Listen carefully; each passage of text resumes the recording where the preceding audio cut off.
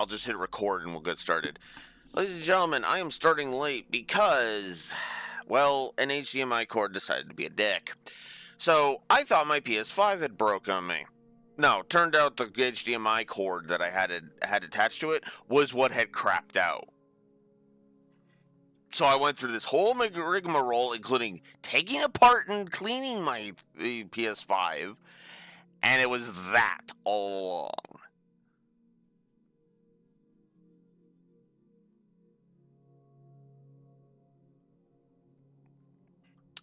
But yeah.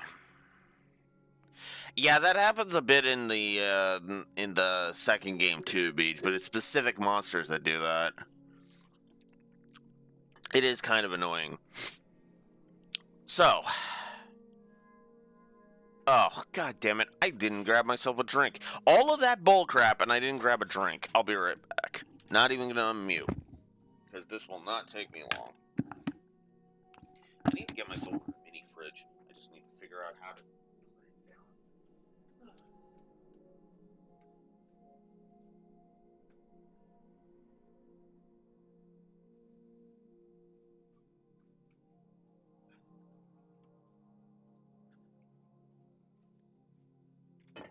Okay, sorry about that. Yeah, this whole morning's been nuts too. Ooh, while I'm on the subject. Check this out. This has been my entire morning, okay? So, woke up kind of late, about 8:30.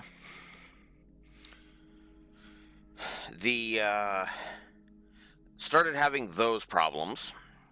Problems all over the goddamn place.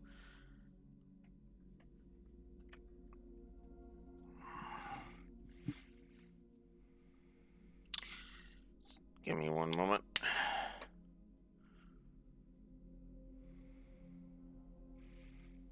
Okay. So, yeah, I had all the PS5 problems, and that was on top of two other minor things, including being late, and yeah. Good morning, Raxor. Yeah, an hour late because, as to quickly reiterate, an HDMI cord made me think my PS5 was broken. Yeah, specifically an HDMI cord. So thankfully, we are now able to, we are finally able to start .hack. It's annoying, it's frustrating. Let's get on with it. I have plenty, so it wasn't actually that big of a deal. It was just, I have HDMI cords for other stuff, so it's like, so I have plenty of spares at least. But it was still like, are you kidding me with that shit? Anywho, let's get on to some more interesting topics.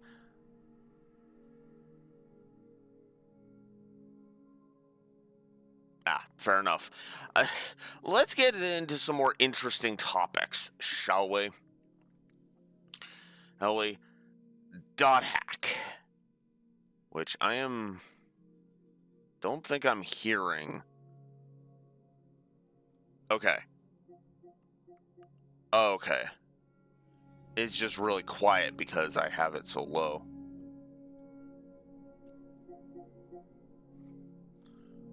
Okay, so we're going to increase the volume on both me and the Elgato.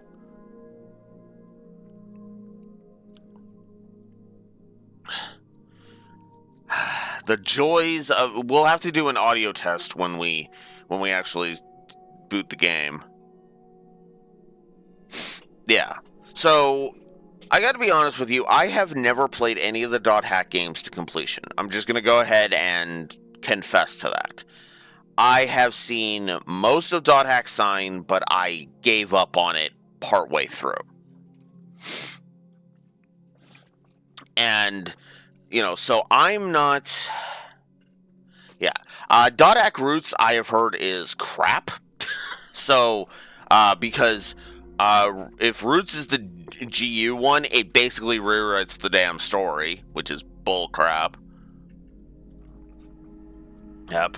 And yeah, and then Sign is, it's good, but it's boring, is how I like to describe that. Oh my god, okay, that I need to turn the mic gain down. Hello, Celestial Moroku. The emote is a good sign. I'll say that. Oops.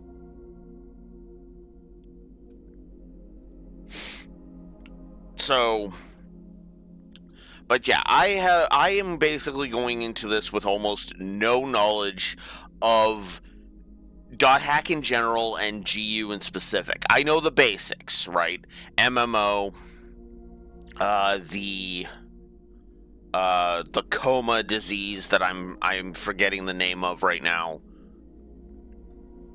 How, I know the basics of .hack. Heck. But I've always felt like .hack... Okay. Okay. Let's address that since Raxor just brought it up. I wasn't even gonna fucking mention that piece of shit. Okay? Now, notice how I said .hack sign was good but boring, and how I called SAO a piece of shit. You probably see where I'm going with this. My stance on this, just from me saying that. I think SAO is garbage. Straight up, I think SAO is garbage. Its characters are all over the goddamn place. Its plot is fucking stupid, and Kirito is a Gary Stu. There's no way to hand wave that away. The shit that he can pull in multiple games is frankly fucking stupid. And we're not talking Compass mastering the game after playing it for 2 hours kind of bullcrap. No, the shit Kirito can pull in SAO is the shit where the game claims he's not a hacker, but it's so blatant, it's such a freaking, there's no way he's not a hacker that it's ridiculous.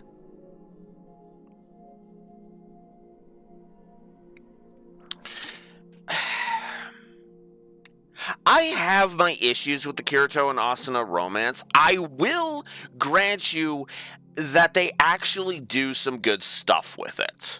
Like, the entire second arc is, my wife is in danger, I am going to go frickin' save her, because screw that sadistic piece of shit.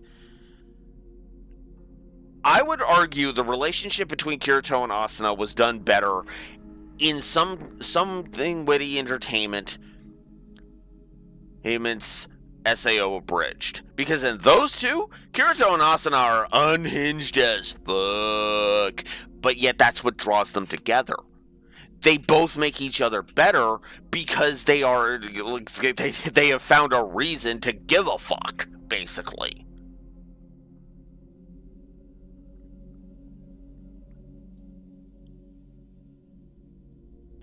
Yeah, that's the other thing that pisses me off too. It brings up excuses. Asuna should be, either just as good as Kirito or past Kirito at this point in SAO. And she's not. Nope, Kirito is anime Jesus.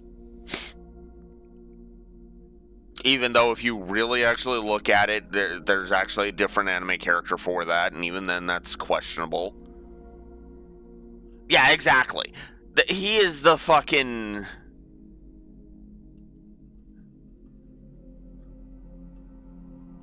Well, those are the two characters I would say. And that's actually why I said, I wouldn't even say Kira Yamato is really the Jesus of anime, really. But that's just me, Because Kira's got some questionable characterization choices to him, too, but, I will say, yeah. I will say, yeah, I hate Gundam Seed Destiny. I will just go ahead and say that. I absolutely despise it. But I also need to rewatch it because I need to know if my biggest criticism of Gundam Seed Destiny is uh is actually legit or if I'm full of shit. And that is, did Luna Maria actually bang Shin like right after he quote unquote killed her sister? And yeah, no, it's not even that. I have not watched the new dub yet. If I do it for the show, that's probably the version I'm gonna go for, if for no other reason than the fact that I won't be able to get my hands on the original Ocean dub without pirating it. Yeah, Trails and Three Houses actors, it seems, because Chris Hackney's in there. But anyways, to circle back around, I do not like SAO, and I don't like people saying that Dot Hack rips off SAO. Not only because Dot Hack came first, but because both of them are borrowing elements from, and thank you, Sword Art Online Abridged, for making the joke, Tron. Oh no! No, I know. I'm not accusing you, Raxor. I'm accusing the internet of doing that. There's a difference. You are smart. The internet is dumb, panicky, is a dumb, panicky ball of stupidity. That's props if you know what I'm referencing with that, by the way.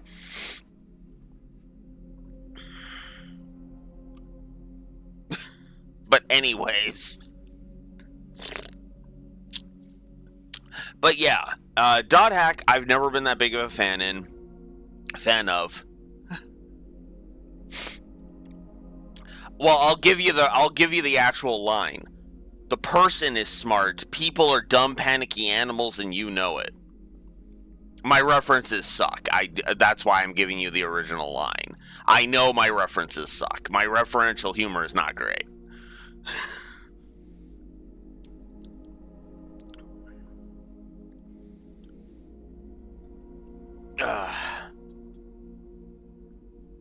Yeah, fair enough. I'll just go ahead and tell you, it's Men in Black, the first Men in Black movie, when Kay is recruiting Jay. But yeah, anyways, so Dot Hack. I am walking into this mostly blind. I know some of the plot details, mostly because of YouTube channels I watch. So it'll be interesting to kind of see what I think of this thing going full tilt, going through it. I will not be pulling my punches. This probably won't be considered peak fiction. We will. Oh, one more thing before we get started. We're reviewing each volume separately. Every volume is going to be separate.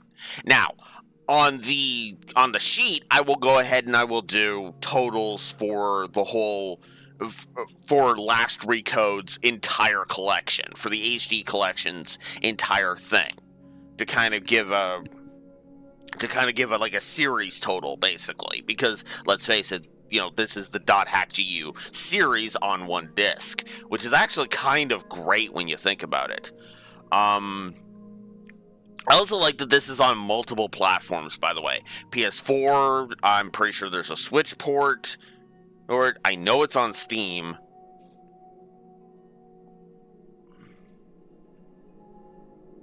Yeah, as I was saying, I know it's on Steam.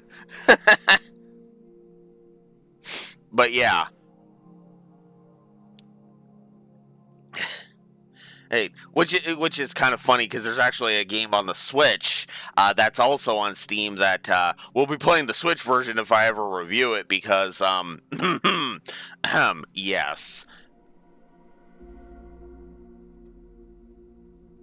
because the PC version has a DLC that basically turns it into a porn game, kind of,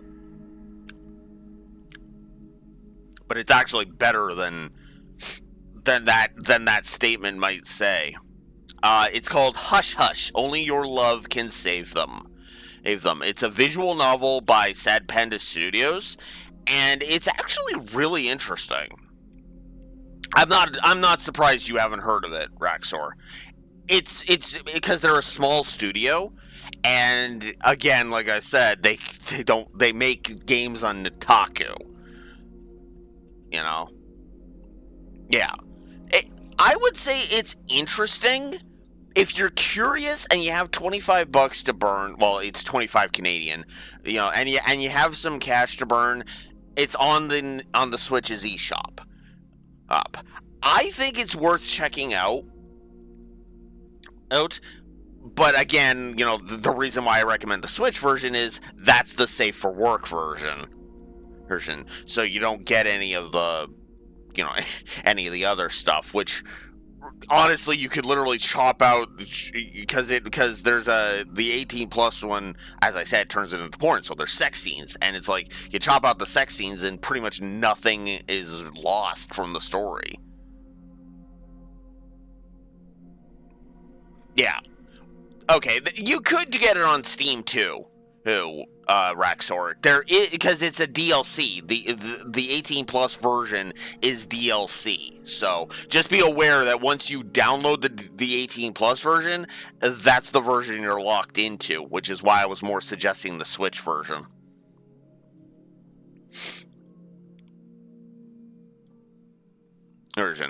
Anyways, I think I've talked too much about that stuff. Let's get on with Dot Hack. So Dot Hack, like I said, we're going to be covering all 4 volumes separate. Let's start with the first volume, Volume 1, Rebirth, I think. I guess I could have just started it.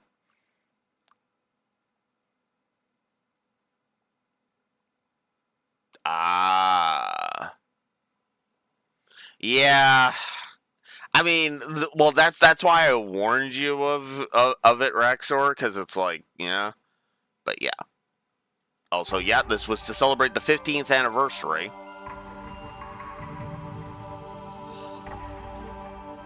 All right. So, was this the screen you wanted me to sit on for a bit, Raxor? No? Okay.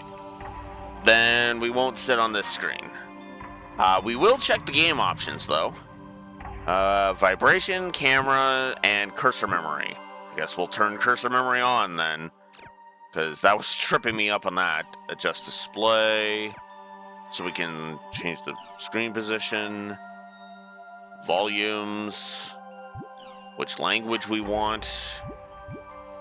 Obviously, we're going to go with English, because I want to give a certain voice actor more credit. All right, so let's get started with I was right, Rebirth. It's Rebirth, Reminisce, Redemption, and Reconnection. There's also the terminal disc. I don't know if we're going to cover the terminal disc. Might cover that as a bit of a bonus thing. We'll see. But for now, let's get started. A cheat mode. Recommended for those who play .hack.gu or those who just only want to enjoy the story. Alright, well, obviously we have built-in cheats, so let's take a look.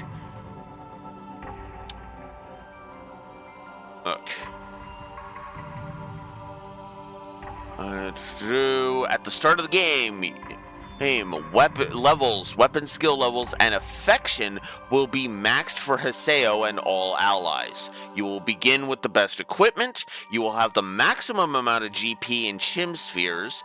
You will have a large stock of healing and other useful items. As such, it is not recommended for first-time players. Also, cheat mode will not remain active if you carry over your data. Ooh. Okay, that's, you know what? Plus the gameplay. Cheat mode.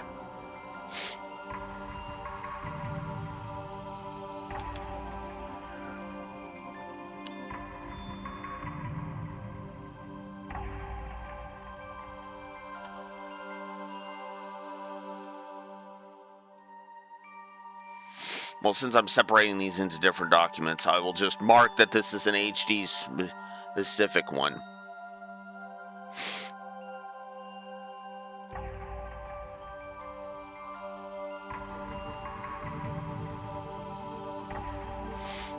The voice actor in question, I'll just go ahead and say it's Haseo's voice actor, but I'll touch on that when we actually get into it. Cheat mode is an awesome idea for those that... Well, because you don't want to, because you would rather just play the game, Beach. I get it. Cheat mode is what we're gonna activate if I get sick and tired of the game and want to just get on with it, right? Like if a so basically, I'm going to be doing a cheat mode playthrough and a regular mode playthrough. The regular mode playthrough is the one I'm going to play on camera. Cheat mode is the one I'm going to play off camera, and I'm just going to try and line them up as neatly as I can. Because then I can just tear through all of the crap that's fucking me around, you know? If bosses start giving me a hard time or whatever.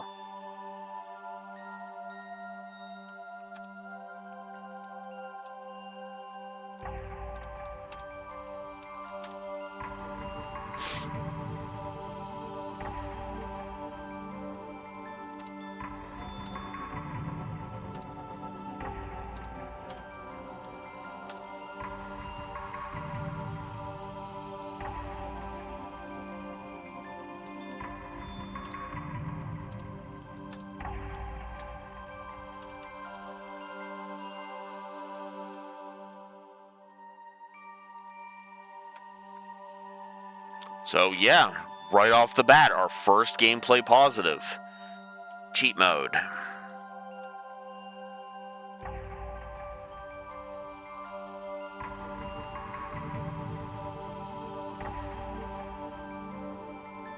Because they're scripted bosses, as his Beach.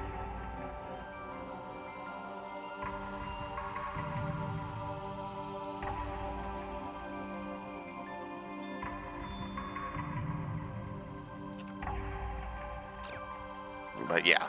Alright, so obviously we're not, as I just said, we are not doing cheat mode for this run.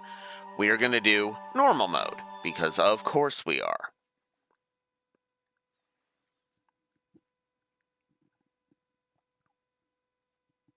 Oh, that's why it was super quiet.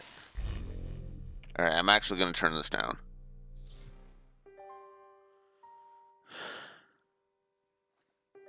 I'm actually going to turn myself down, too.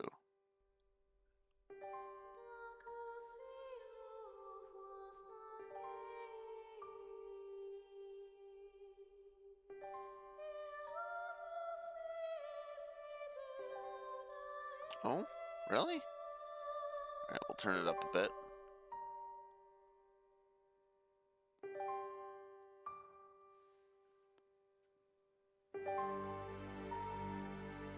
Put it about there. How's that? Because this is just the opening credits, so this is the perfect place to test it.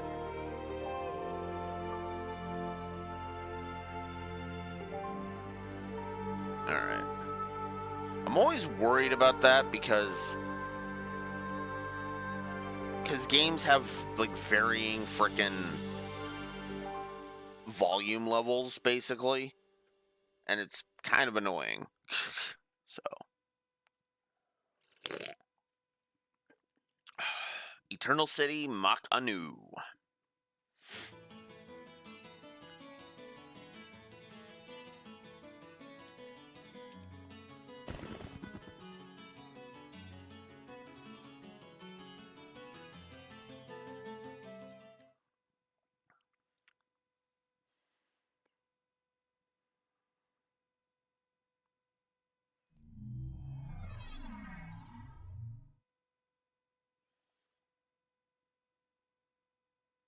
Whoa, this is cool.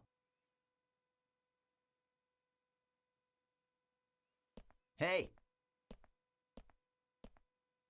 Hey, you! You, the adept rogue!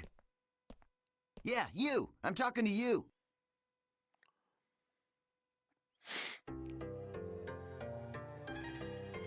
So, I take it this is your first time playing this game. Yeah, I just finished installing it to my PC. Well, if you wish, we will be honored to show you around. Huh? I am sure you would like to become well acquainted as soon as possible. Just say yes and come along with us. I promise you won't regret it. All right, it is decided then. Here, I'll hand you my member address. Acquired Eoten's member address. Acquired Asta's member address. Member addresses are short email addresses that you can only use in the world. Short mail allows you to instantly send and receive messages from any player online in the world. You can only invite people that you have member addresses for to join into your party. All right, so let's open the menu.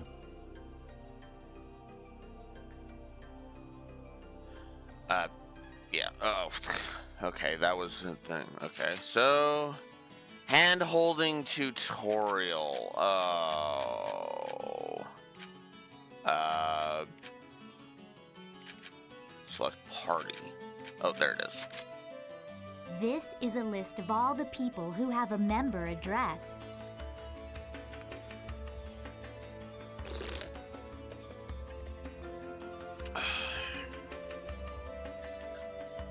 Choose the name, and there we go. Okay, let's have some fun.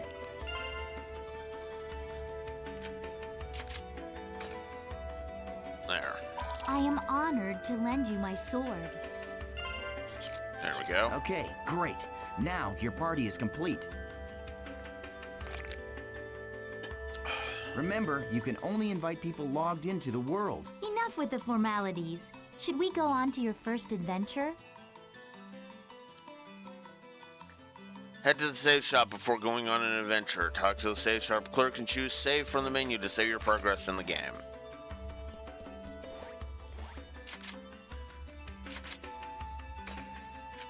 We'll go ahead and we'll save. I'm gonna go ahead and not give the negative for hand-holding tutorials yet. Because the first couple of being hand-holding is whatever. If the rest of them are hand-holding, then yeah. Because if it's only like two of them right at the beginning, like three of them right at the beginning like this, I'm not too worried about it. This is a transporter called the Chaos Gate. Players can use this to travel from the root town to other locations. Choose Warp menu. In the world, all locations except for root towns, fields, and dungeons are called areas. You can warp to these areas by combining 3 words at the Chaos Gate. These words determine the type of area, monster strength, and so on. All right, let's try out the word selection. Choose area word from the menu. This is where you input the words.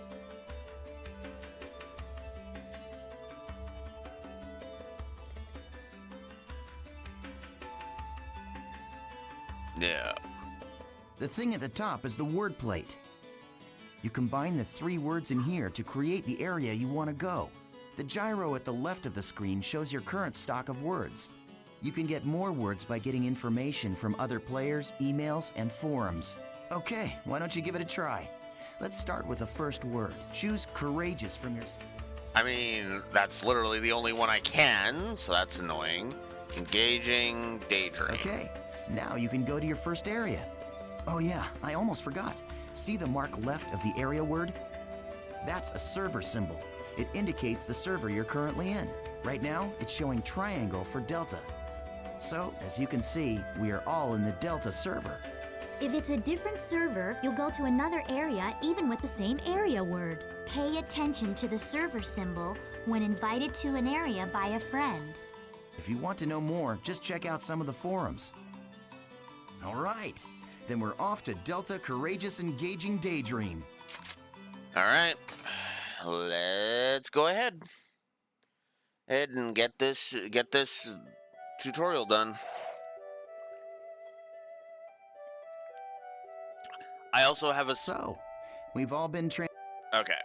I can pause the cutscenes. Cool. And you can skip them. Cool. Cool.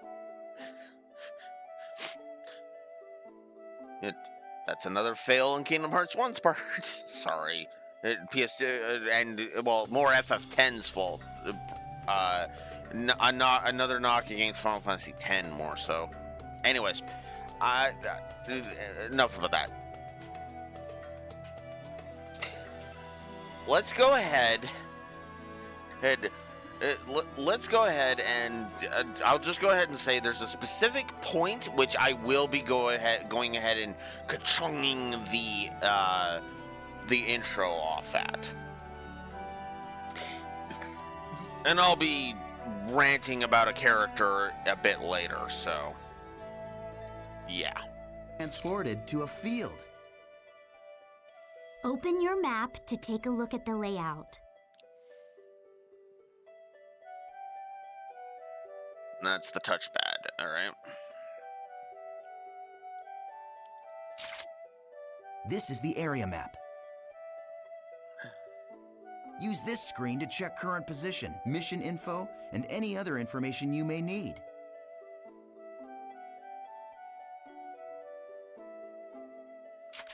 Alright. This is our mission. Collect the number of symbol fragments required for this area. Okay. Missions are basically, well, I guess they're sort of like our objective for the area. It looks like this is a collection mission. We must collect 3 symbol fragments and make our way to the Beast Temple. The symbol fragments are in treasure chests found on the altars. The altars are protected by monsters, so the only options are to open the treasure without being seen, or defeat the monsters first, then open the treasure. These are the altar icons. I suggest we first head to each of these icons and open the treasure chests. Now, this is the icon for the Beast Temple, which is our final destination. Okay, now that we've confirmed what our mission is, let's be on our way. Yes, let's finally Wait up, get to some Asta. game. You forgot one more thing. Using the transporter to return to town after completing the area's mission. It also gets... It's also got a healing function called Platform Rest, which you can use once in the area. Use it when you're low on HP and SP. Okay, this time let's really get going. If you're unsure where the Beast Temple or altars are, just bring up the map. So, this map is okay. Hey, I wish there was a mini-map, but PS2 game, I'm not gonna harp on it. I know that current year argument type of thing they could have added, blah, blah, blah, blah, blah, but that kind of thing doesn't really bug me, especially if there's an actual good map I can pull up. Yeah, like, okay, and that's the other thing too. It all depends on the design. Now, if I have to keep checking the map 4,000 times, that's bad. But at the same time, some games don't really need a map. Symphony of the Night, for example. Did Soden have a mini-map? Actually, I think Soden did have a mini-map now that I'm thinking about it.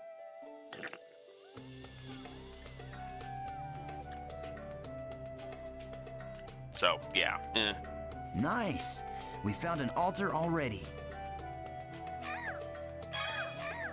Okay, so we can perform a surprise attack by approaching monsters around the altar without being seen and pressing X. Standard fare.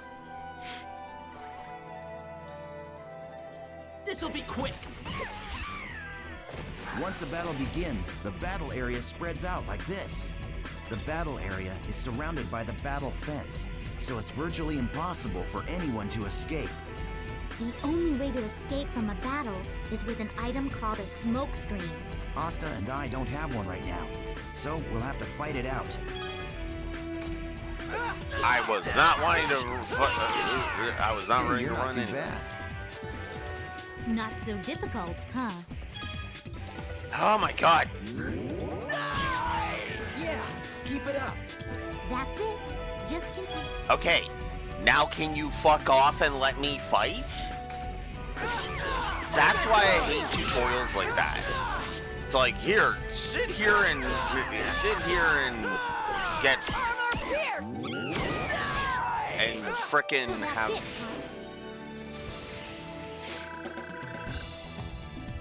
huh? Boy, scaling XP. Collect threatenable fragments, blah, blah, blah, blah, blah. Come on. This is shit that's been basic since the NES. Let's go.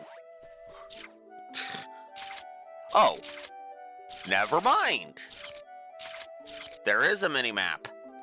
Never mind. My complaint invalid. Literally, complaint invalid. There is a mini-map. And it's actually decent. Okay. Time to give a couple of pluses to gameplay.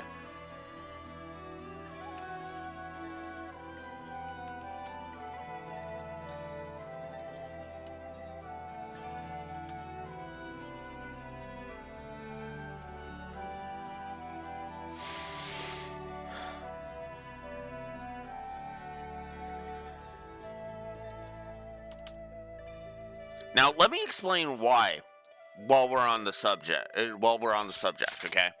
So, the mini-map is just a smaller version of the full map. Okay, understandable. That's usually what a mini-map is supposed to be, right? Look at the details of this. It shows the layout. It shows your objectives. It shows you when you're done with the objectives, and it shows you your current position, a kind of a path, which is kind of meh, and the bridges that bridge different areas. This is actually a pretty decent mini-map, if I may be so bold. We found another altar. I'll teach you about using skills to attack.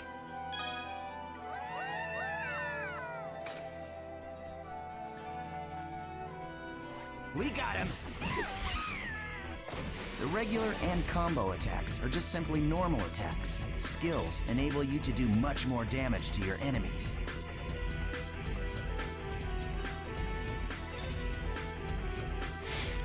Cheat mode and the maps, Abstractor, as I just finished explaining.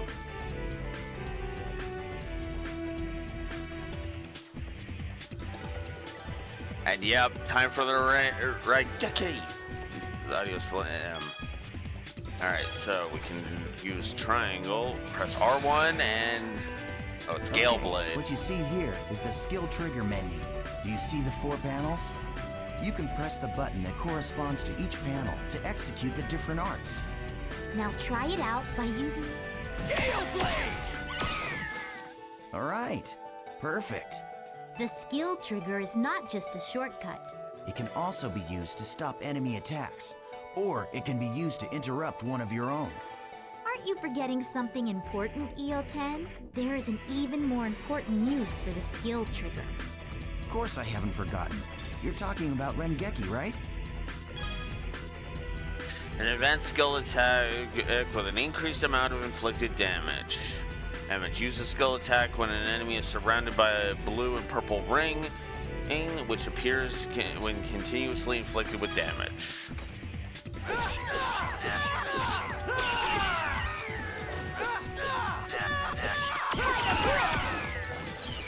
Yeah.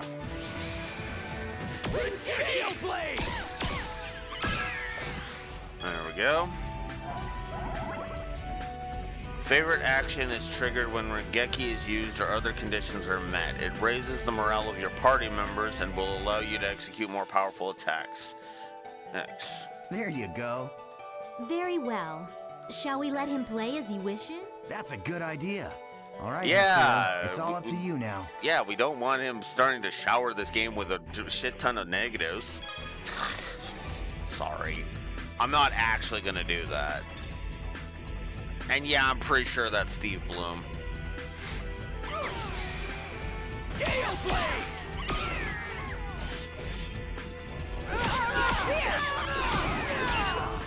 That was nothing.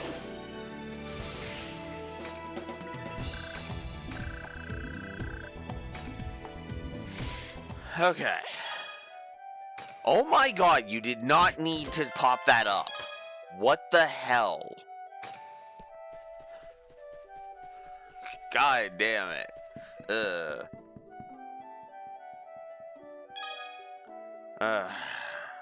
Yeah, I know that. Come on, you. Oh, why is that? Use what you've learned. I hate those. I hate when the game pulls that crap. It's like, come on. I don't need to know that. I don't need you to tell me that again. We never lose.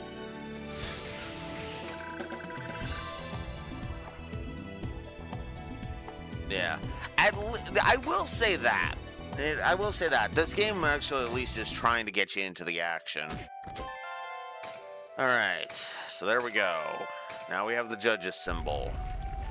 Beast Temple opens up. Yay! Yeah, awesome job. All right, let's finish off by heading for the Beast Temple. Okay, now use the map to check your position, just like we taught you.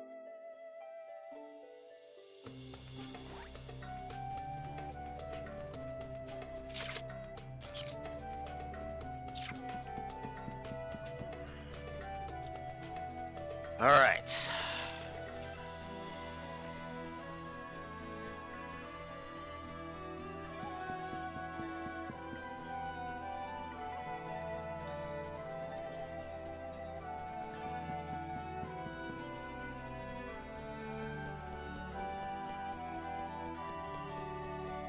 It's not gonna matter, so let's get in there.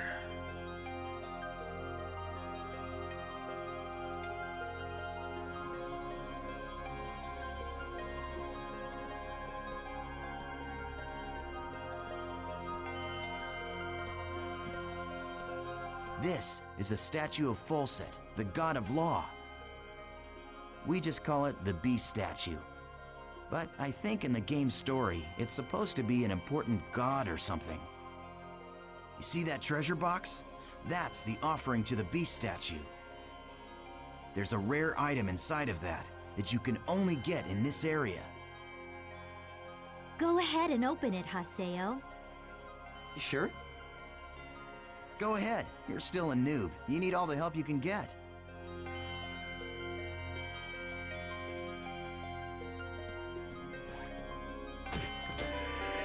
Sky Gear.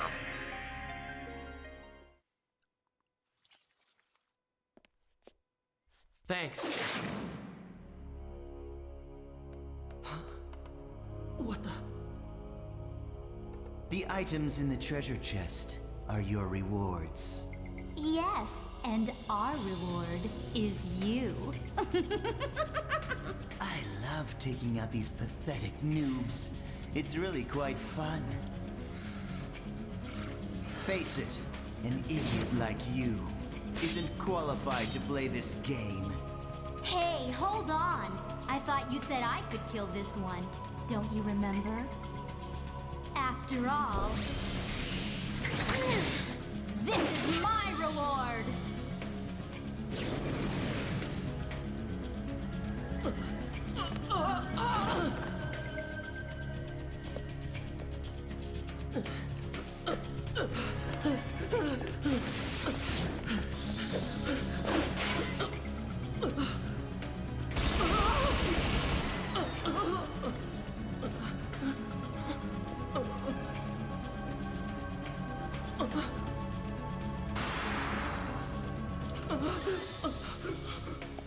Nice try, dear.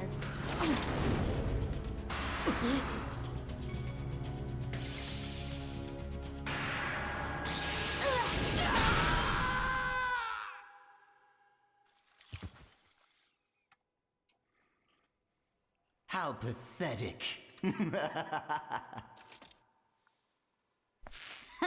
Well, what do you expect from a noob who's just logged in for the first time? Ugh, come on, say something already. Hello? I swear.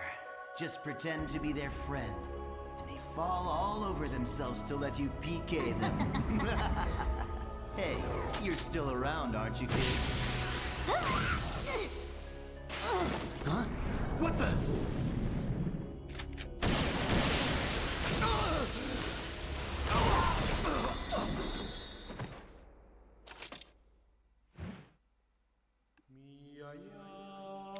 Hello, Oban, I think is his name. I don't think this is a you die in the game, you die for real thing. Because I don't remember exactly, because there's specific conditions that are supposed to hit you with the coma thing. I'm pretty sure. Like, there's a specific reason why a friend of Haseo's, spoilers, is going to fall into that coma thing.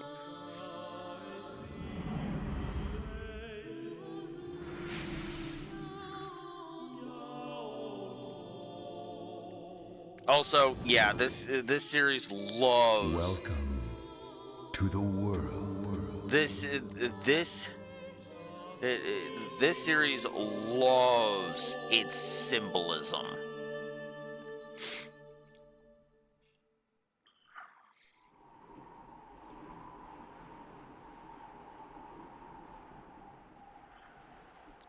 Also, I like this scene, so I gave a plus for the betrayal. I'm probably gonna go ahead and give this scene a positive.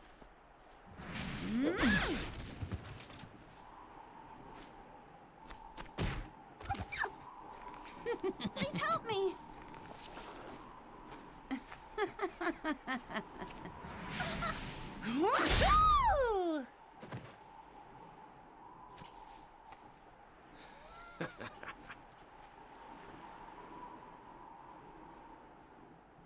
What an idiot. Ha!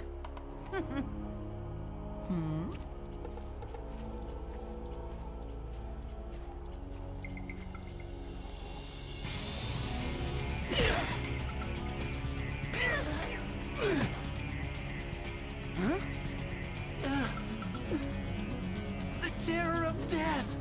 It's Aseo! The PKK! What?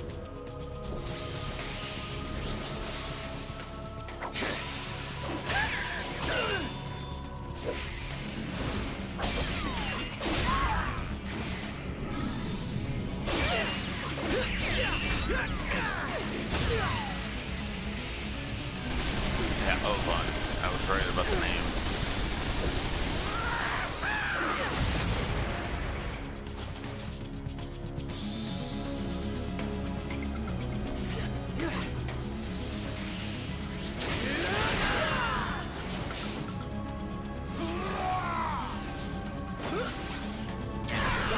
Yep.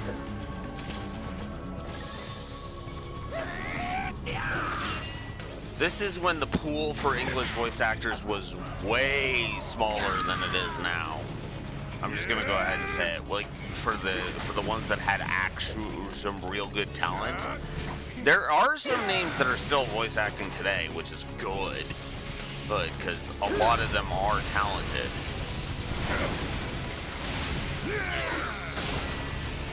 And then there's others that kind of retired.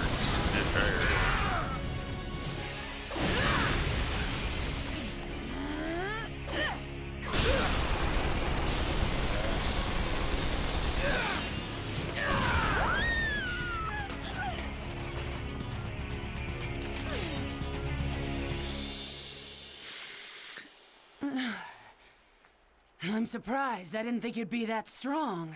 I guess this means that the rumor about you killing 100 PKers wasn't a lie after all. Hey, come on, don't look at me like that. Here, let me apologize. So just take it easy, calm down, and die! Yeah, you're fucking stupid. Should have just taken your PK like a fucking champ. But no, instead you had to be a fucking dumb bitch. Do you know Tri-Edge? What did you say? He's a legendary PK shrouded in blue fire. They say players that get killed by him never come back to the game. Huh? Oh, come on now. Don't tell me you actually believe that crap. Those old forum fairy tales. So, you think you can go up against me, the Great Bordeaux, and just walk away like nothing happened? You're a fucking idiot, bitch. Like, seriously. You do not deserve your English voice actress. Mary Elizabeth Yeah, McGlinton. I think I can.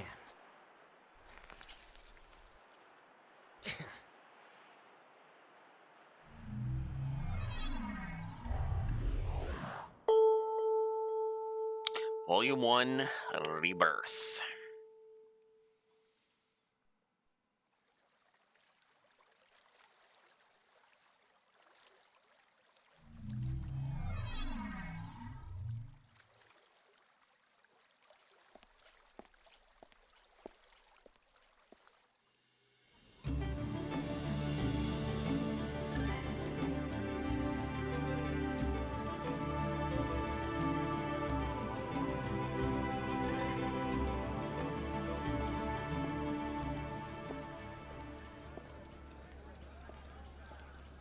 So it's you. You, the character that stinks of death. The terror of death. You're the PKK, Haseo. Players who kill other players are disgraceful. And I agree it's terrible how PKs can just strut around the world so easily these days. But is it right that you PKKs have chosen to use brute force to stop them? I don't have time for this. Not now. You have... One question, Crispin Freeman. If the administration isn't going to ban their asses, then yeah, no, they should get a taste of their own fucking medicine. Turnabout is fair play in this case, I would argue, because it's not like you're killing them, actually killing them. No, you're just giving them a taste of their own medicine.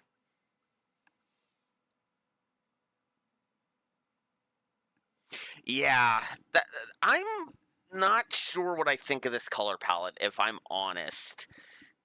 This was also around the time when gaming was in what I and many others call the brown era, where a lot of games were trying to go as realistic as possible, which is stupid in a game like this because this is clearly like a cel shaded anime aesthetic. So it's like, well, what the hell, you know? It's actually one of the reasons why I appreciate Trails so much, because Trails is one of the most colorful franchises I have ever seen. And no, I don't mean that in any kind of I don't mean in terms of the queer rainbow. I just mean actual like physical colors. Yes, but Cold Steel 4 has a reason to not be colorful, Raxor, or to be fair, because The Great Twilight, that was going for a more dreary tone. It fit with the story they were trying to tell. Hell, but a lot of other games were just trying to be gritty and realistic for the sake of it without actually having any kind of interesting story behind it. And even then, I would argue Cold Steel 4 had a lot of color to it too. But that's just me. So, I'm going to finish typing out the positive for Haseo's first terror death scene.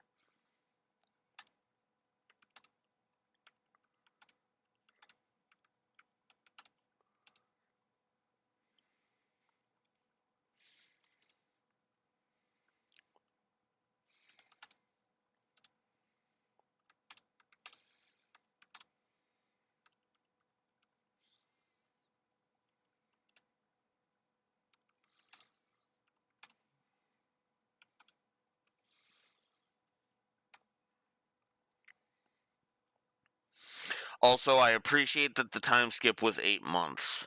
Long enough for him to become powerful and to wipe out 100 PKs. So. So yeah, I'm going to give his first terror death scene a positive, because yes. Good stuff. Moving on. No authority, and it earns you nothing. So why? I am the leader of Moon Tree's Unit 2. My friends call me Sakaki, and I'm afraid I cannot overlook your actions. Did you say Moon Tree? What's that? The name of a guild? Sorry, Sakaki, but I've already got enough friends. Thanks.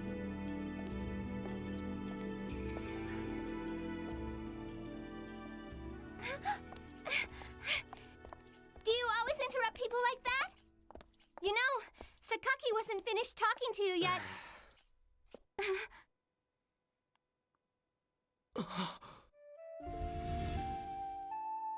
Shino. Atuli, do you know this person? No? Atuli. It's not unusual to meet players with similar characters in an online game like this. Just a case of mistaken identity. Hey, you. Why don't you just... Huh? A text message. Delta Hidden Forbidden Waterfall. Waiting at RK Keln. But who sent it? Ovan!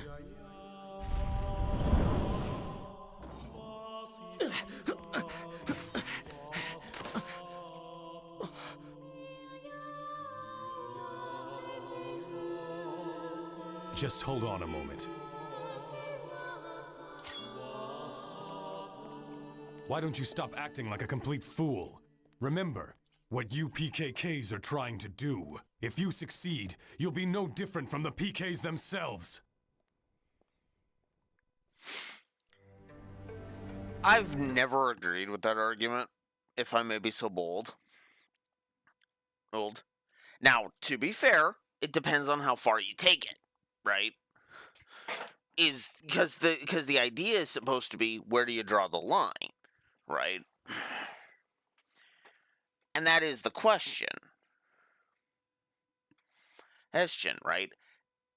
You know, what is the end game? But the problem is that that's a question to answer down the line, not a question to ask in the middle of trying to deal with an actual active problem.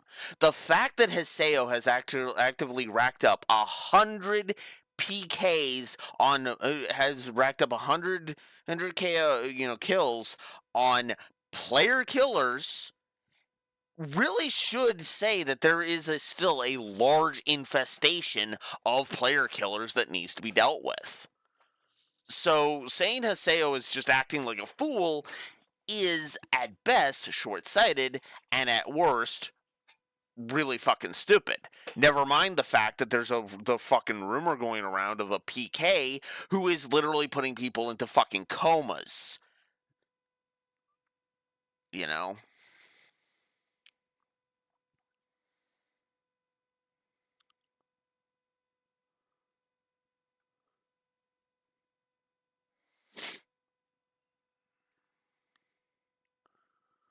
Yeah, and again, it's like once people stop PKing, if that's the goal, cool, right? And then if Haseo continues after, well then yeah, he has to be stopped. But at that point, it's like the administration should just walk in, like the programmer should just come in and fucking ban his ass, you know? But, eh.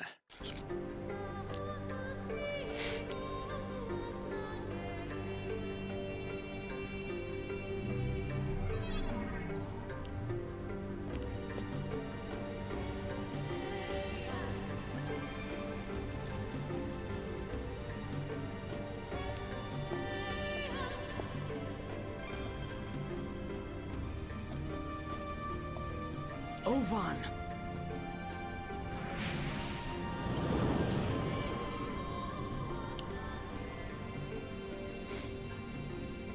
Look. It's been a long time, Haseo. Okay, look, Ovan, I know you're trying to be Orin, but you're no Orin. Orin, okay, buddy? Or maybe I should call you the Terror of Death. You've gotten quite strong. A lot stronger than you were back then. Well, I was forced to become stronger, thanks to you. You, where have you been? Haseo, always the reliable one. I knew I could count on you. When the Twilight Brigade broke up, why didn't you come then? What have you been doing the last 6 months? I was busy. It was such a small seed. I needed to find out what was growing inside. And there was only one way to find out. That's why I decided to raise it. You raised it? What are you talking about, Ovan? I'm speaking figuratively. When you suddenly disappeared, we all just... Why did you disappear like that? After that, Shino...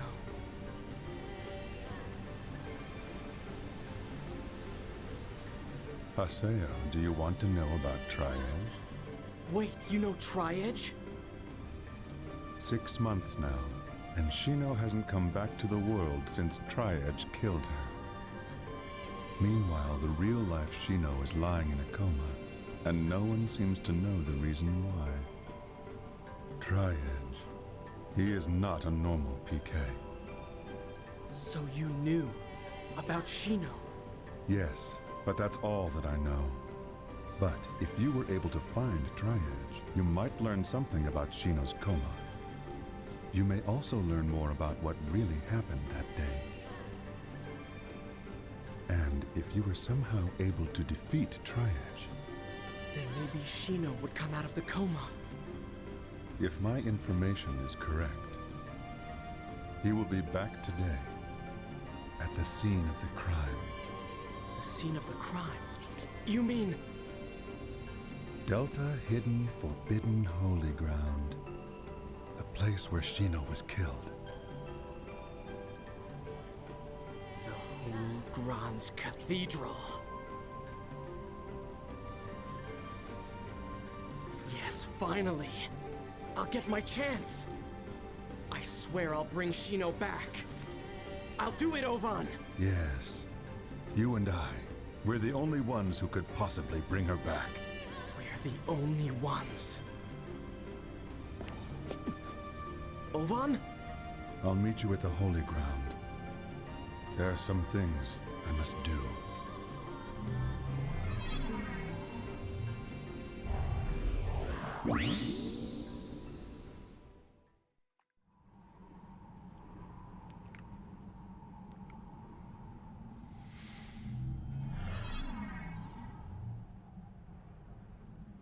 He will be back today, at the scene of the crime.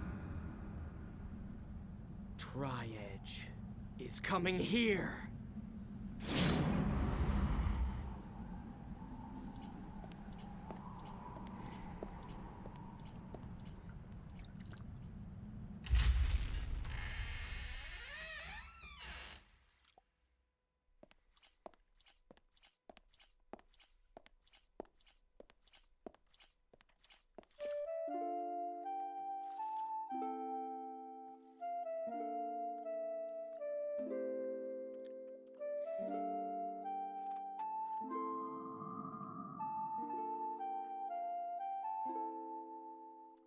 They say there used to be a statue of a girl here.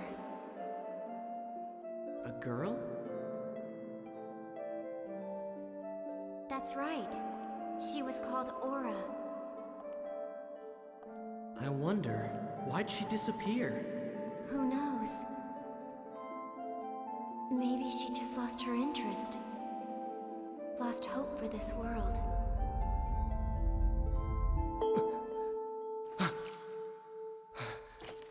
What's that sound?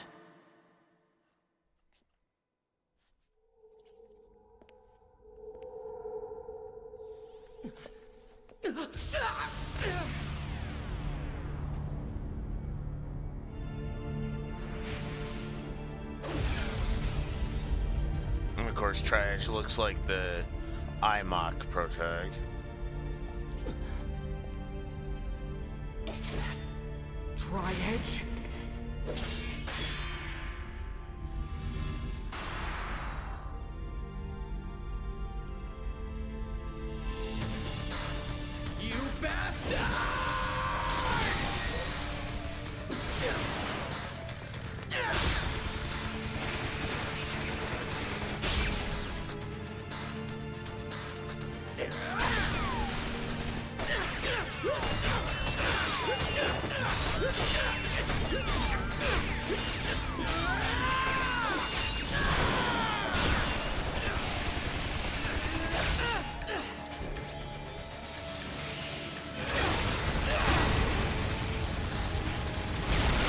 Yeah.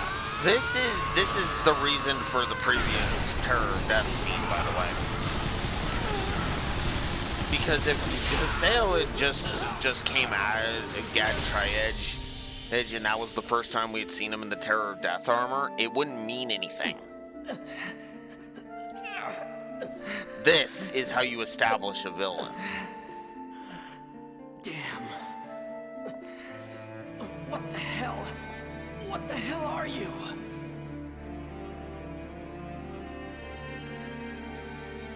This guy killed Shino. It's not over yet!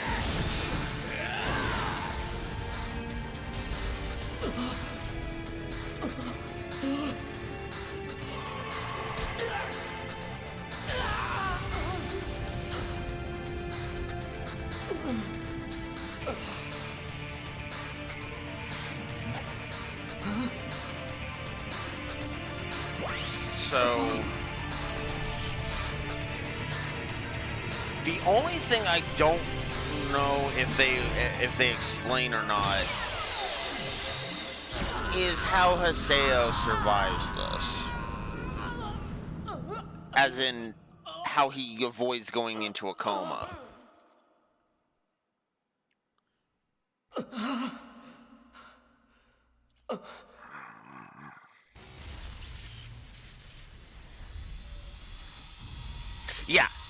Yeah, BJ claims they actually do have an explanation other than him being the main character. So, and I trust that because I have heard that this is actually well written. And yep, the defragmentation of his character.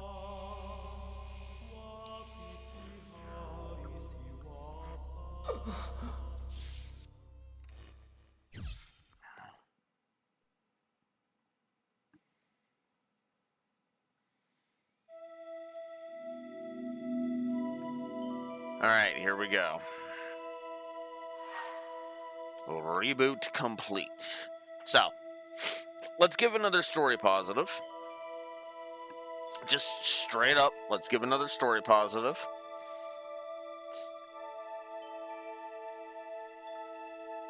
Well, I need to type out some thoughts anyway, Raxor, so I'm gonna mute. You go ahead and enjoy the music.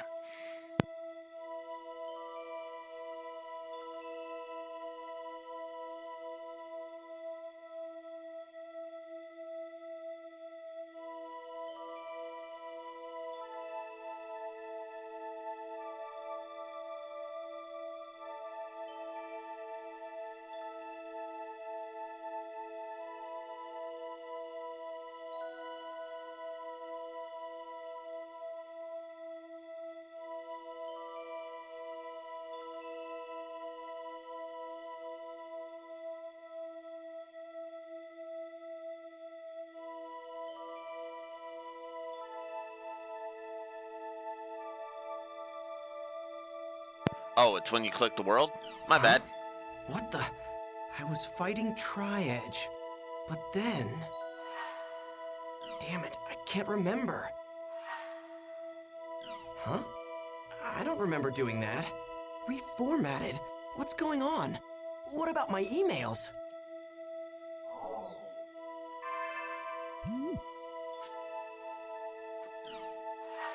Huh? What the hell?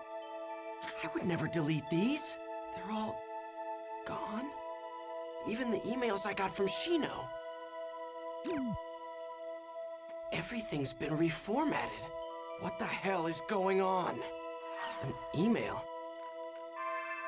As soon as we get it. Ovan? There are two paths before you. One of these will lead to safety and shame. It is a path where you give up the world and never log in again. The other path leads to peril and pride. It is a path that you continue where you continue the world and resume your search for the truth. Let me be blunt. The latter path is torturous and will threaten both your mind and body. Once you've chosen it, there will be no turning back. If you still choose to walk this path, then there will come a time when you and I will meet again in the world. When the time comes, I will once again say this to you.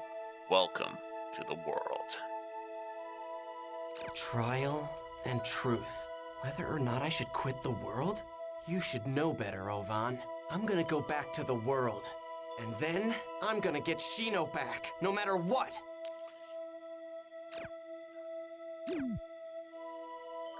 Okay.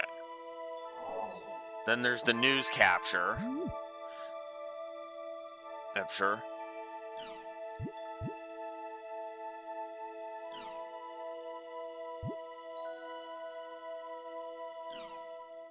This is Salvador Aihara's Online Jam. We investigate. So, yeah. There's a lot of stuff looking at here. To look at here. There's a lot of different things, and a lot of this kind of helps with the lore. And this is actually one thing I will credit them. You don't have to look at any of this shit.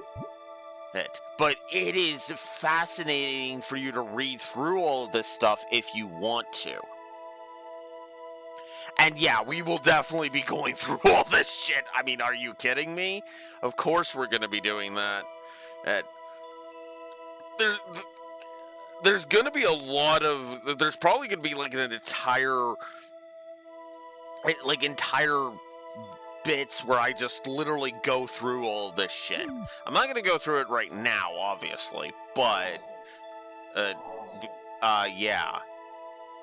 Crimson Versus, I don't remember what that is.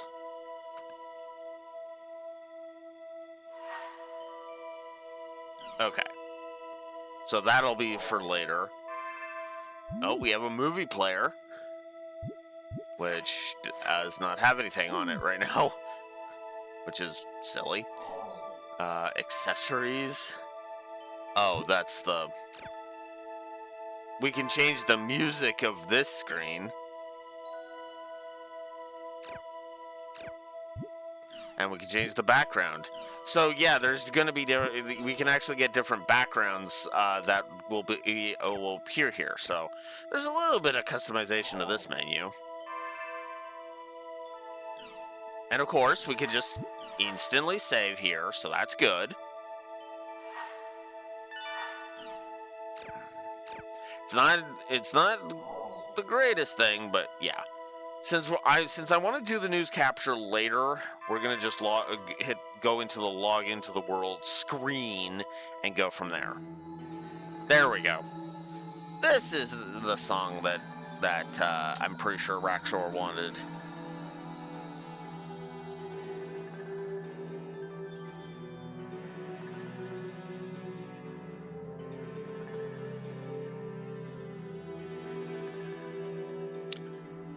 I guess we could go through go through all of that.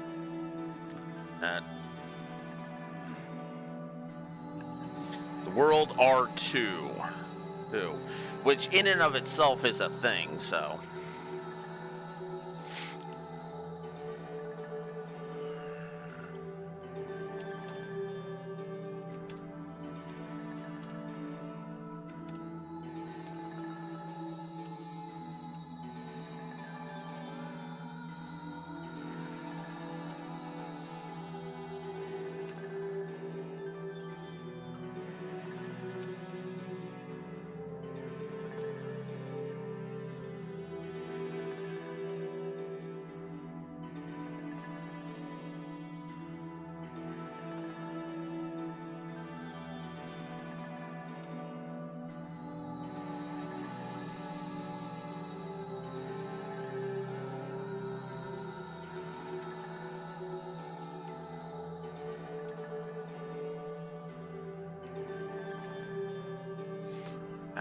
Let's go ahead and give background lore.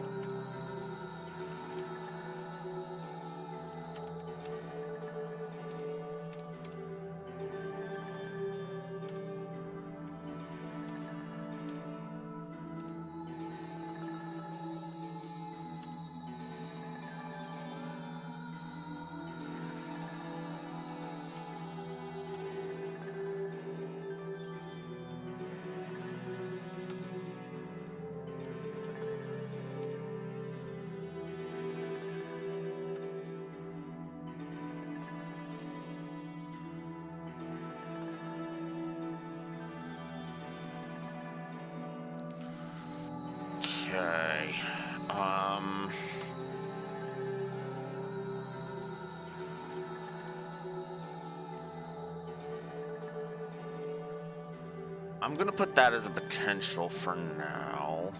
I'm gonna leave that as potential for now. Oh, yeah, that's the other thing I wanna... I know some people might want to shoot me for even considering this a potential negative, but whatever.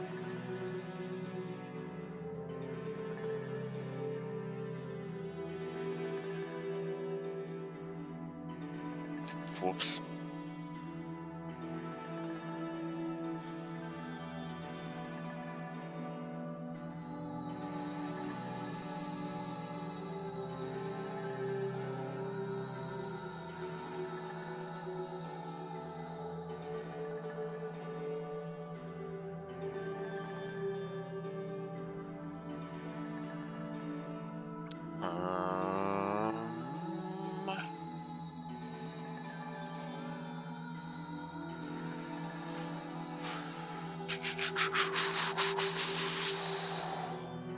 No, I don't think I have any story negatives yet. Like actual codified story negatives yet. Okay. Let's go ahead and...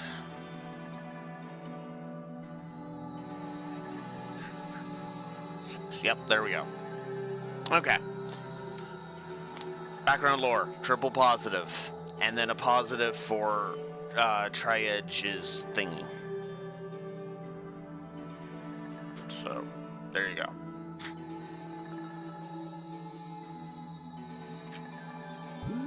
Let's check the official site. I think I am gonna read through all of this stuff. So this is good. This is the boring part of the stream. So, here we go. So, we'll do our primer here. We'll do all of the world stuff so that we get this music for a while, and then we'll go through it. Well, I meant boring because I'm going to be reading. That's not the content. That's a different thing. Anyways, the world. The world is an MMORPG, which they literally had to define because this was the era when that was still a new concept, ironically enough.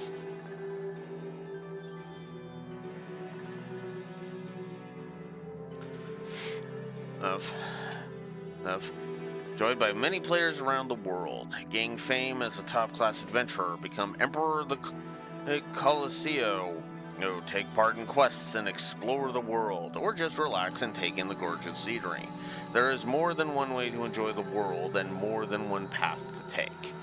In other words, this is the kind of MMO I probably wouldn't actually get into because I'm more of a story person. This is actually what I was talking about more so with Monster Hunter. Although Monster Hunter isn't even like this. Like, this is less story. This has less of a story. The world in lore has less of a story than Monster Hunter does. Think about that for a second. It's effectively just an online hangout kind of thing.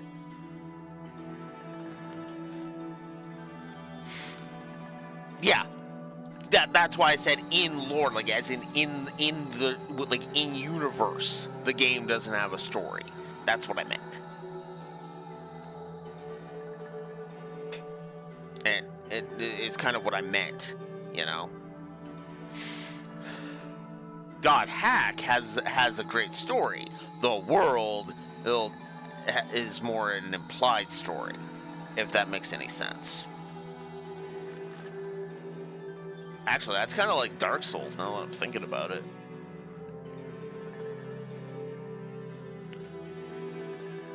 You too can become a resident of the world and live the life you desire. Crest and Steam technology. Melody, Chaos Gate. This is a crest device that is key to creating a barrier that stops monsters from invading the town. Each town has at least one Chaos Gate, which you must use to warp into a field or a dungeon. Except for when things get hacked, but let's not even get into that. Steam Alchemy. This is an alchemy device created by combining steam and crest technology. Just toss any item in from old equipment to spare items, and the device will transform it into a different item. You can actually get some pretty good stuff from this. Yes, so yeah. Although the device was first intended to transform scrap iron into gold, the types of items that can be transformed are now restricted by law, as economists worried it would wreak havoc on the economy.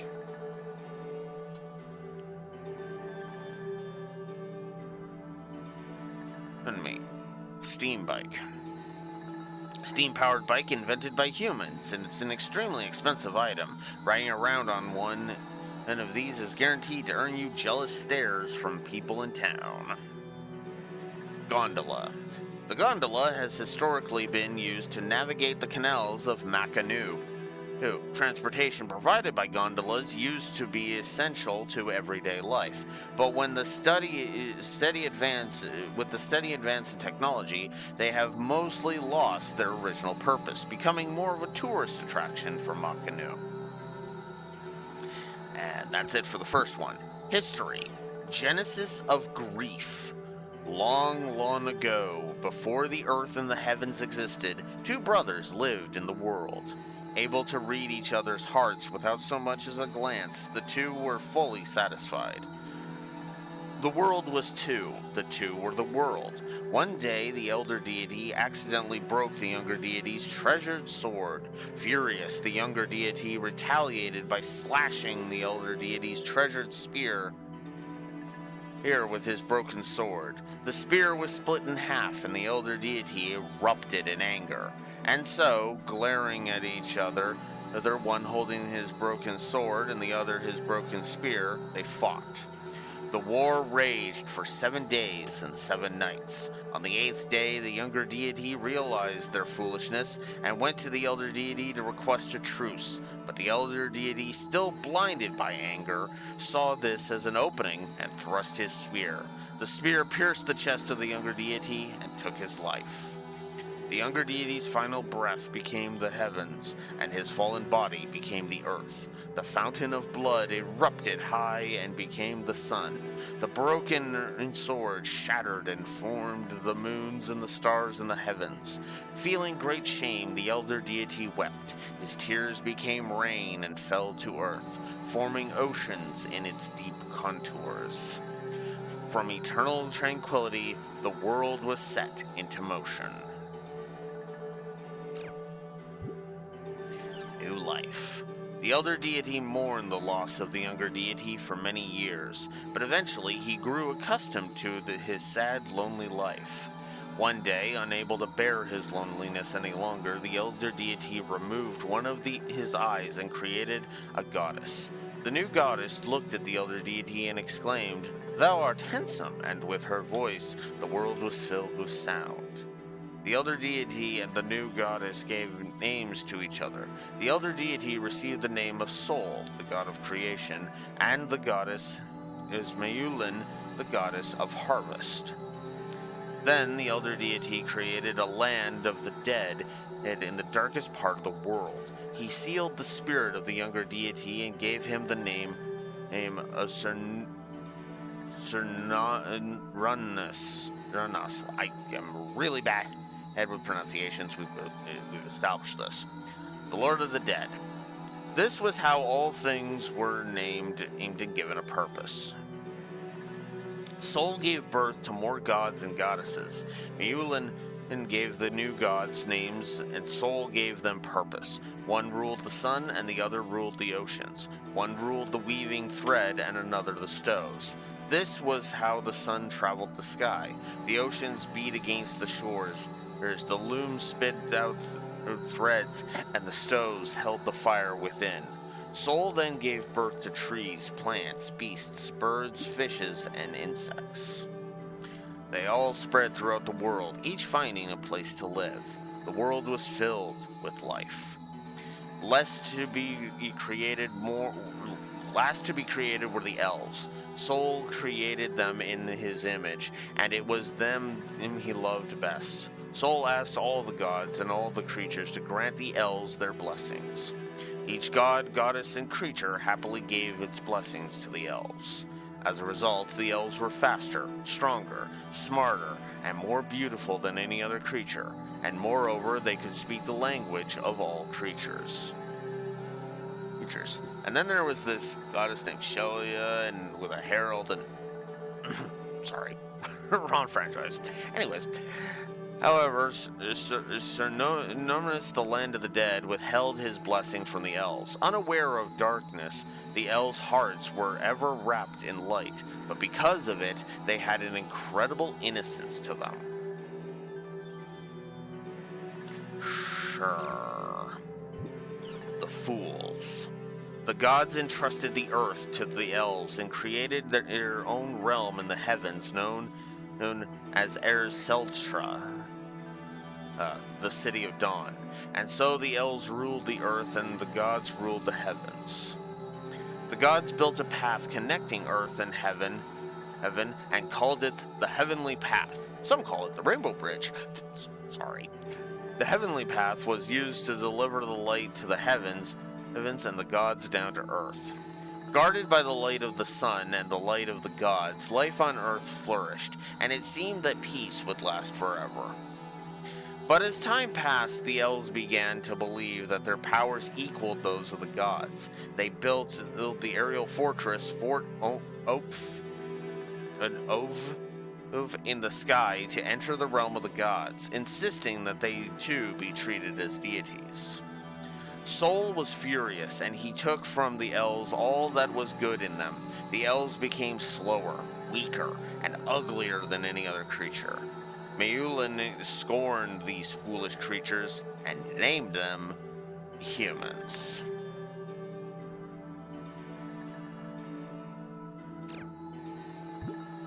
The despised. There were some who protested the treatment of the elves at the hands of the gods. These were the elves who had not wished to challenge the gods to begin with.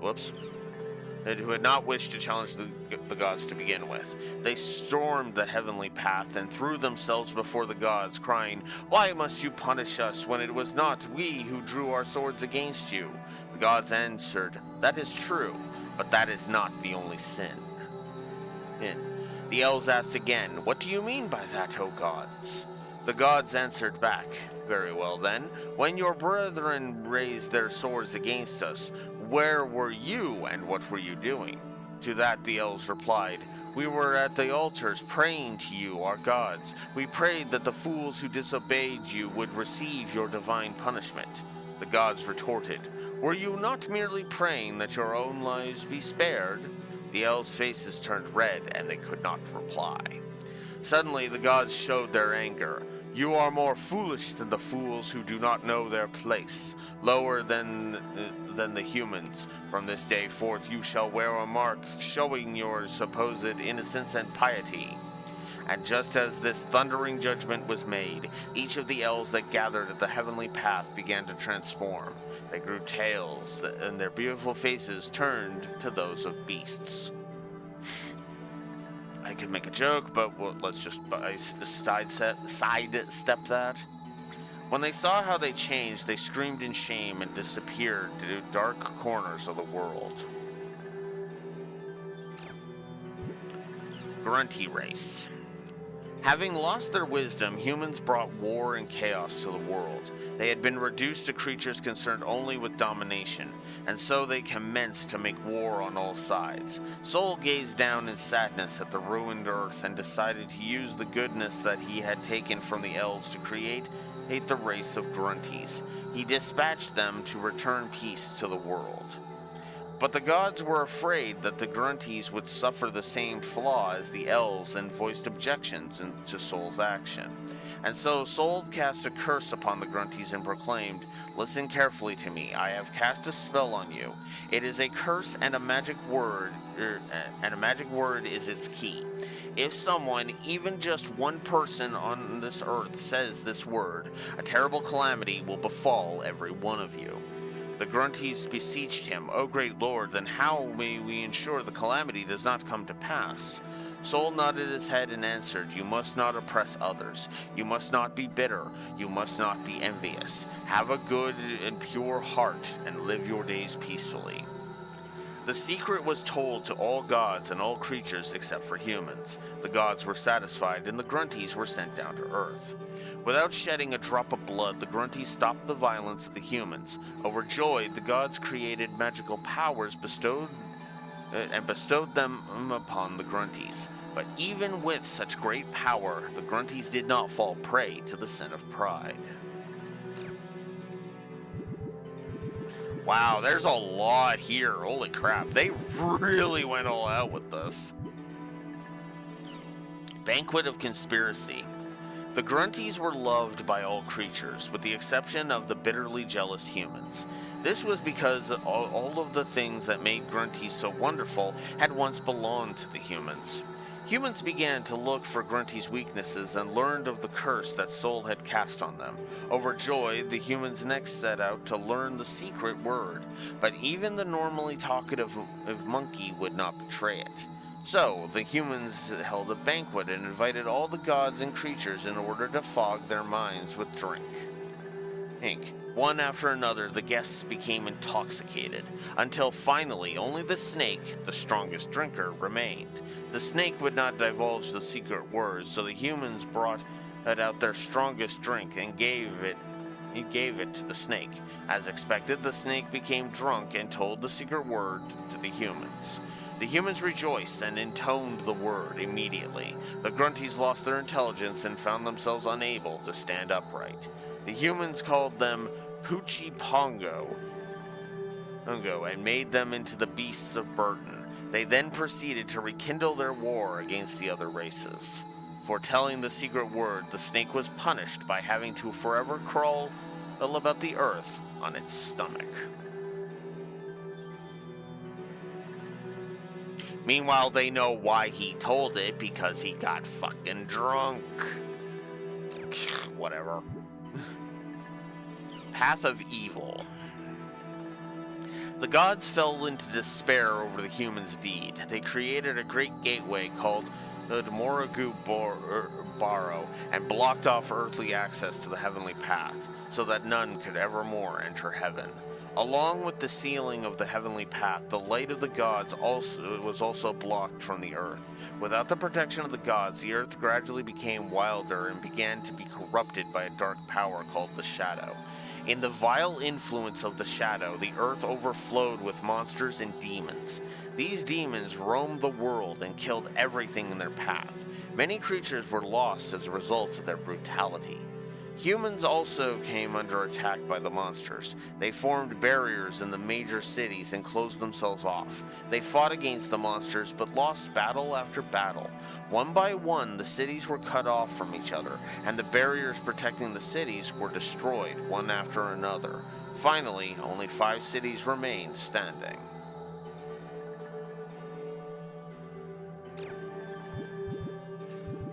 Holy crap, we still got a lot to go. Goddess Aurora. The savior of mankind was a young apprentice magician. He confined himself in the temple of Archcolon and prayed to the gods. In exchange for his life, he was able to call upon the 6 great spirits and 2 goddesses. The 8 gods that were summoned were Vulcan, the fire spirit, Muros, the water spirit, Krake, the wood spirit, Yarthkins, the earth spirit, Lansanor, the lightning spirit, Wyrnek, the darkness spirit, Anu, the star goddess, and Aurora, the goddess of light. The light of the gods shined once more on the blessed earth, and the shadow was contained. Thanks to the newfound peace, humans once again prospered, but it did not last long. Once the threat of the shadow was gone, the humans began to fight with each other.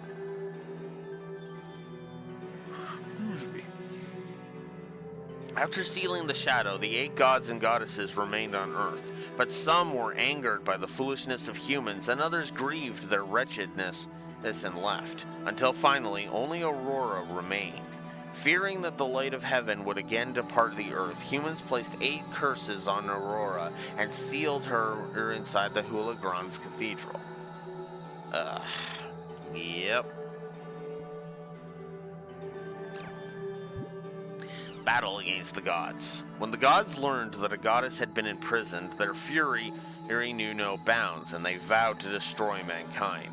But the humans had no intention of meekly succumbing to extinction, and used their magic powers to devise a weapon that they could use to fight against the gods. So began the war between the gods and the humans.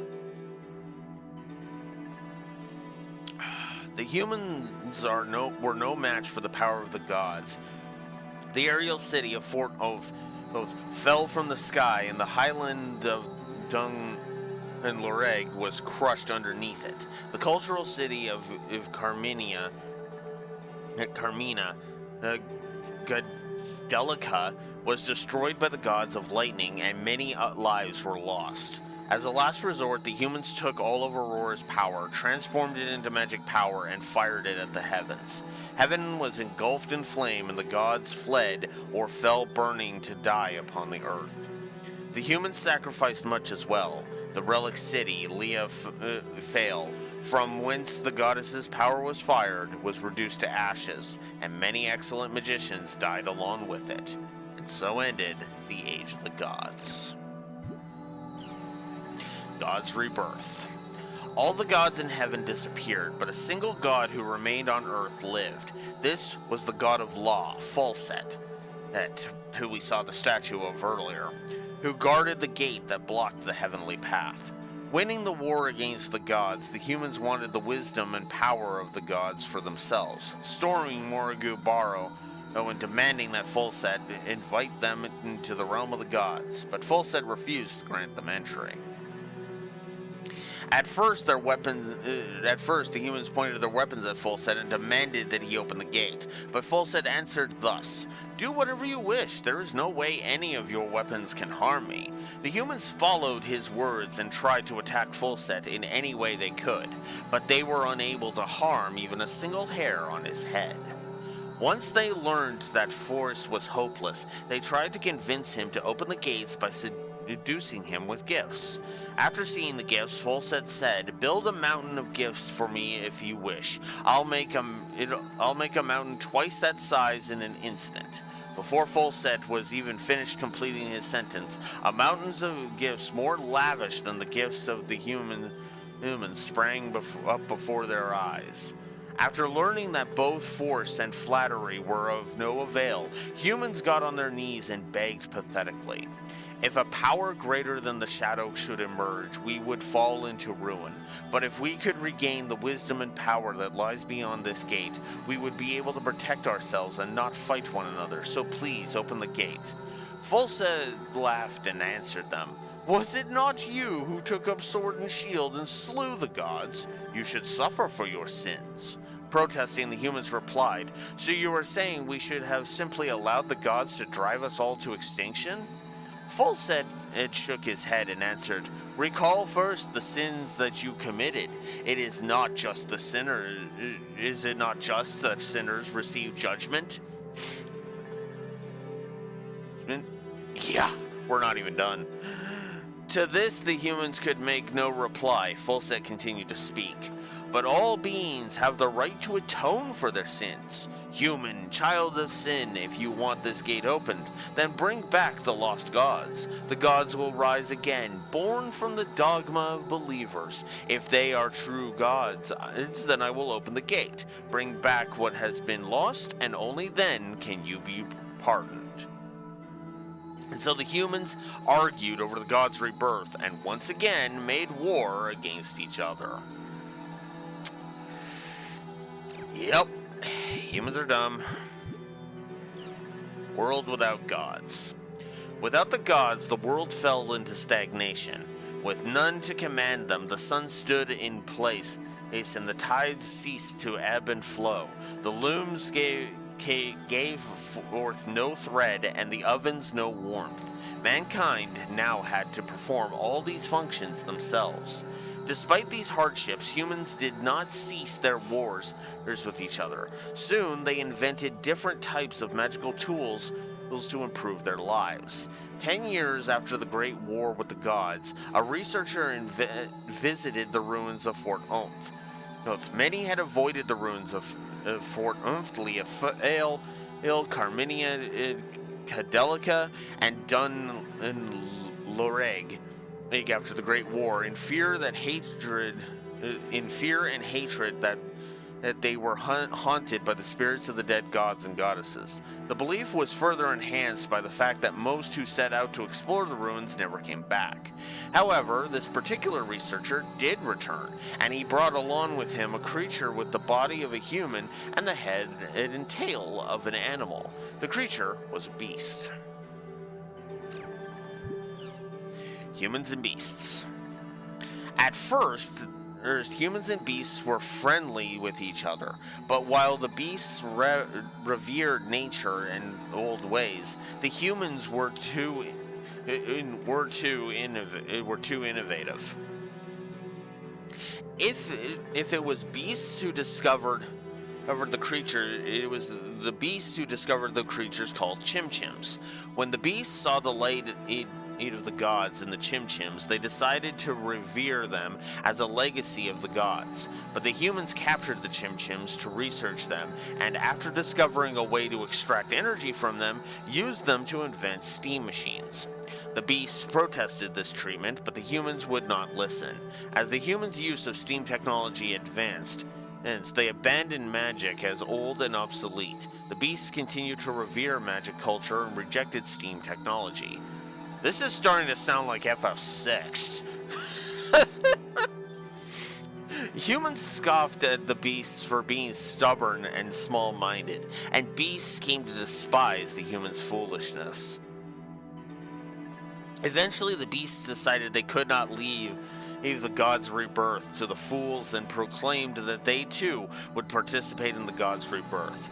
Folset granted their participation. Humans were outraged. They believed that the gods' rebirth was their right. The two sides' antagonism towards each other began to deepen, and finally war broke out.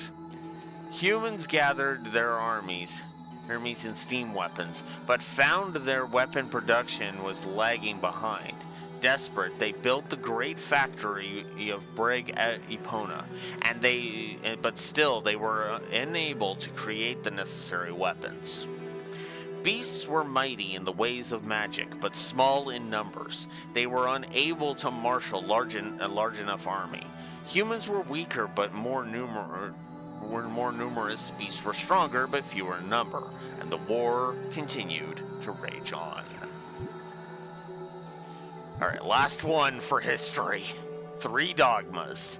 Eventually, both humans and beasts grew tired of the long years of war. However, neither side was able to strike a decisive blow, and none knew a way to stop the cycle of wars and bring the entire gruesome conflict to an end.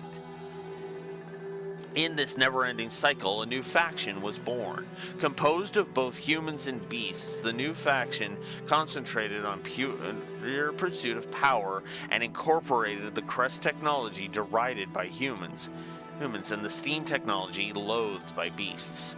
Both humans and beasts feared that this new faction would enter the war, and each side sent emissaries to the other and called for a ceasefire.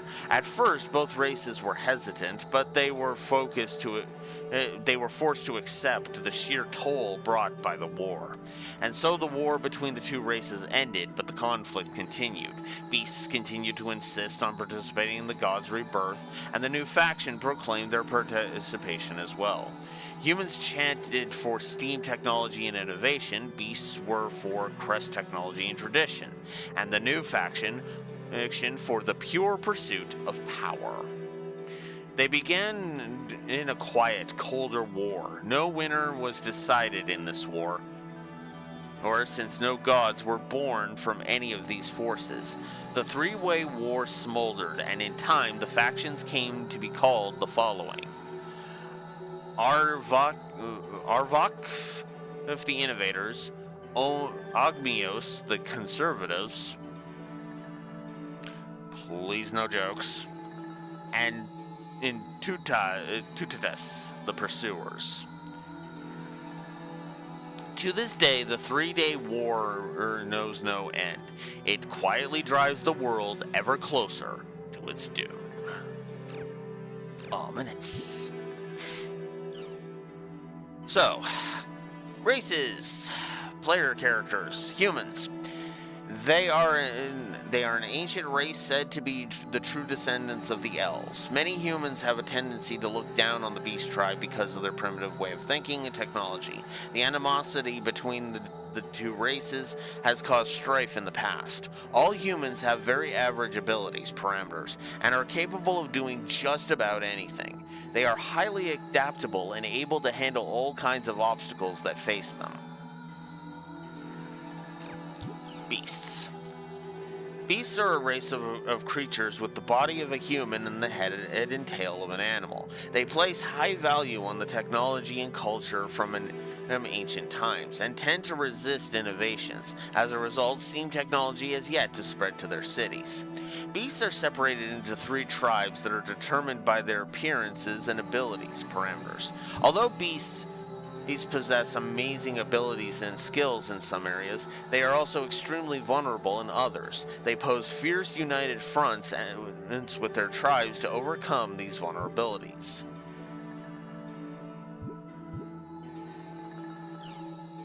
Oh. Okay, so this is the stuff that I already read. Okay. Then we can skip over it.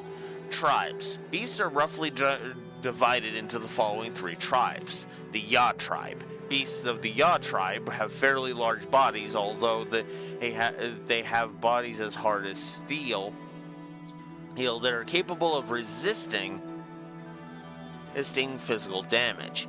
They have limited understanding of magic and are highly vulnerable against magic attacks. Li tribe. Beasts of the Li tribe possess bodies similar in proportion to humans and have the quickest reflexes and speed. Also, like humans, they have average physical and magical abilities, but are slightly less resilient. I could make a Trails joke, but let's not. 2 tribe. Beasts of the 2 tribe are smaller than the others. They are highly sensitive and possess great magical abilities and wisdom, but their bodies are much more fragile and they pose almost no resistance to physical attacks. And now for the non-playable characters, gods and goddesses. The gods and goddesses created and ruled the world long ago. Most were slain in past wars. Only 2 of them have been confirmed to still exist. Surviving gods. God of Law Fulset. Fulset guards the Morrigu Barrow, or wall that blocks the heavenly path. It is said only those who are worthy can open these gates and enter the land of the gods. The city of Dawn and Erseltra. Suneronos, the Lord of the Dead. Suneronos was defeated by his older brother Sol and the god of creation, and was sealed in the kingdom of the dead. Refusing to recognize his own death, Suneronos appealed to his brother 7 times to be brought back to the land of the living. All 7 times his pleas were denied. Furious, he led his army of the dead against Erseltre, the city of Dawn, in order to force Sol to return his soul back into his body.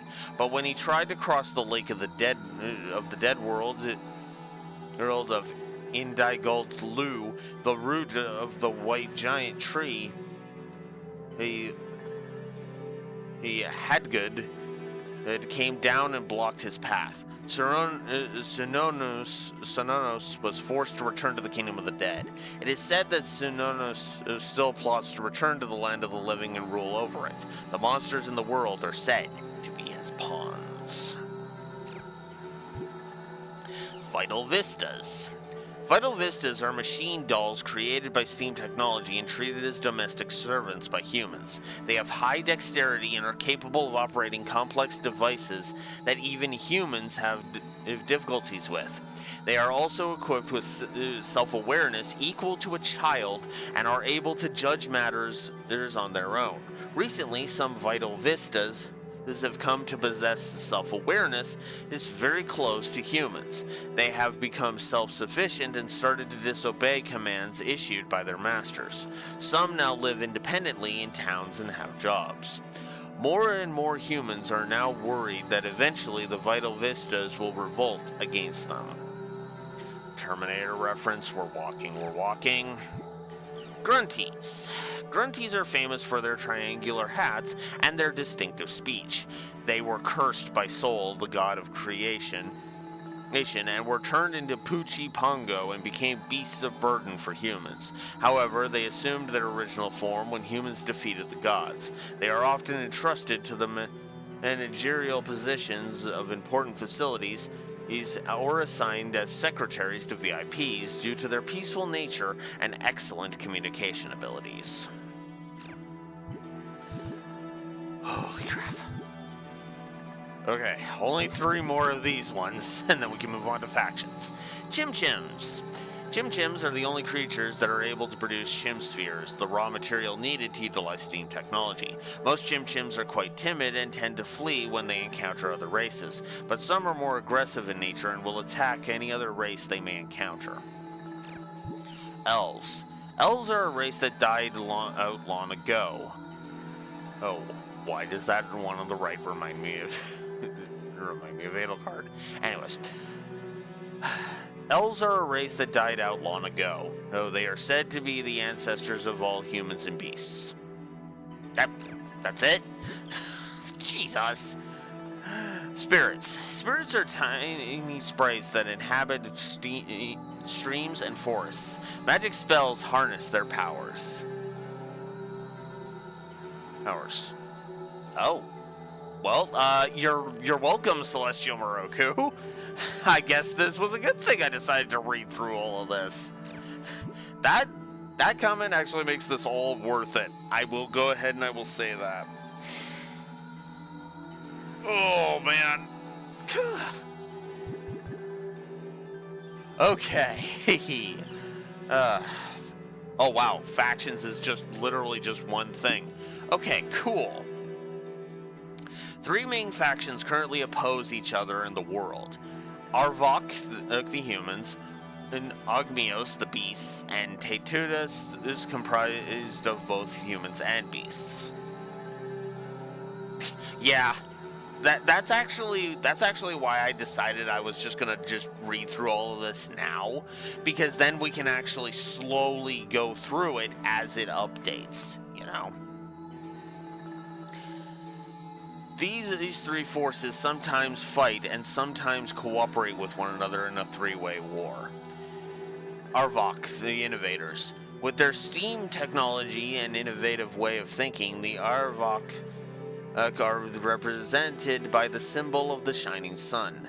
Centered around the eternal city of Makanu and the dual city of Breg Epona, they are led by a man named Ishmael. Although directly opposed to the Ogmios, they exchange Steam technology with the two Tates in exchange for their help in weapons manufacturing. Ogmios the Conservatives, again, no jokes please, composed of beasts and their crest technology in conservative ways. Ogmios is represented by the Great Gate and a magic circle. Centered around the celestial city of Daldana, they are led by a woman from the 2 tribe named Bipu Bapu. Geez, some of these names. They directly oppose the Arvok, but they exchange crest technology with 2 Tates in exchange for manpower. 2 Tates, the Pursuers. 2 Tates are a mixed force of humans and beasts with a pure hunger for power. The symbol is the roaring lion and staff. So they're the Erebonia of this world. Got it. Sorry I had to. Centered around the warring city, Illumina Cloth, their leader is a young man named Al Azif. They receive steam technology by manufacturing weapons for the Arvok, and receive crest technology from the Ogmios by providing military support. Adventurers. Adventurers are a mercenary force formed by the Tutates. Most adventurers join small-scale war bands called guilds and work from within them, in exchange for being allowed to use space in at home or borrow bikes. Adventurers and guilds promise to support Tutates. Also, guilds that contribute greatly to Tutates are given the right to use one of the 3 castles owned by Tutates. Among the adventurers are some who wish to rise to the top of the Tutates and perform the gods' rebirth themselves.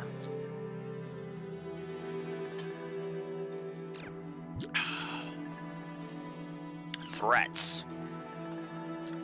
Which actually has some extra things. Ooh boy. Monsters that are controlled by the shadow that lurk outside of the root towns. Most monsters disappeared when the 6 great spirits and the 2 goddesses were victorious over the shadow, but they began to increase in strength after the humans destroyed the gods. Oh man, we've got quite a few of these to go through, so here we go. Ogres. Ogres. We have the first one, which is the Goblin Rookie, which we can easily destroy. Goblin Rookies are goblins that have been appointed to their duties. They have not received much training and are unable to guard against enemy attacks.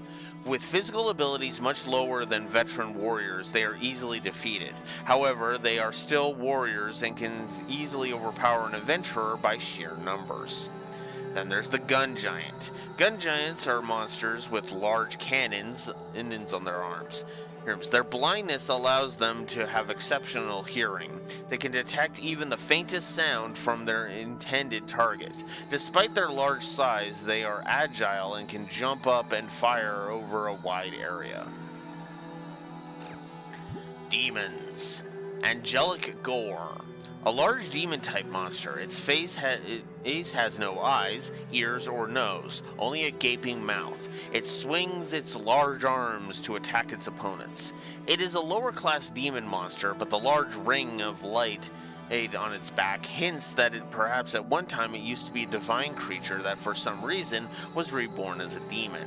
Experts are currently investigating this possibility. Sea monsters. Spearfish. The spearfish gets its name from the long horn on its forehead and the swimming motion it makes while gliding through the air. Its elastic horn and skin are favored as alchemy materials. Some adventurers even hunt them exclusively for this purpose. Supernaturals. Vac Juggler. Vac Jugglers are created when swords that were left behind on the battlefield are possessed by the souls of dead soldiers. Since they were first inanimate objects, some scholars believe that they should not technically be classified as monsters. It is believed that the dead souls do not realize that they are dead and will stay on this earth until the swords they possessed are broken. It is also said that the Vac Juggler will suck the souls of those who have been struck down by its blade. Because of this, even seasoned adventurers hesitate to fight this monster. Avians. Ravenclaw. Ravenclaws are bird monsters with one leg and a beak divided into 4 parts. Although they have 3 eyes on their heads, they suffer from poor vision. They normally feed on large monster carcasses, but may hunt other prey in packs during mating season.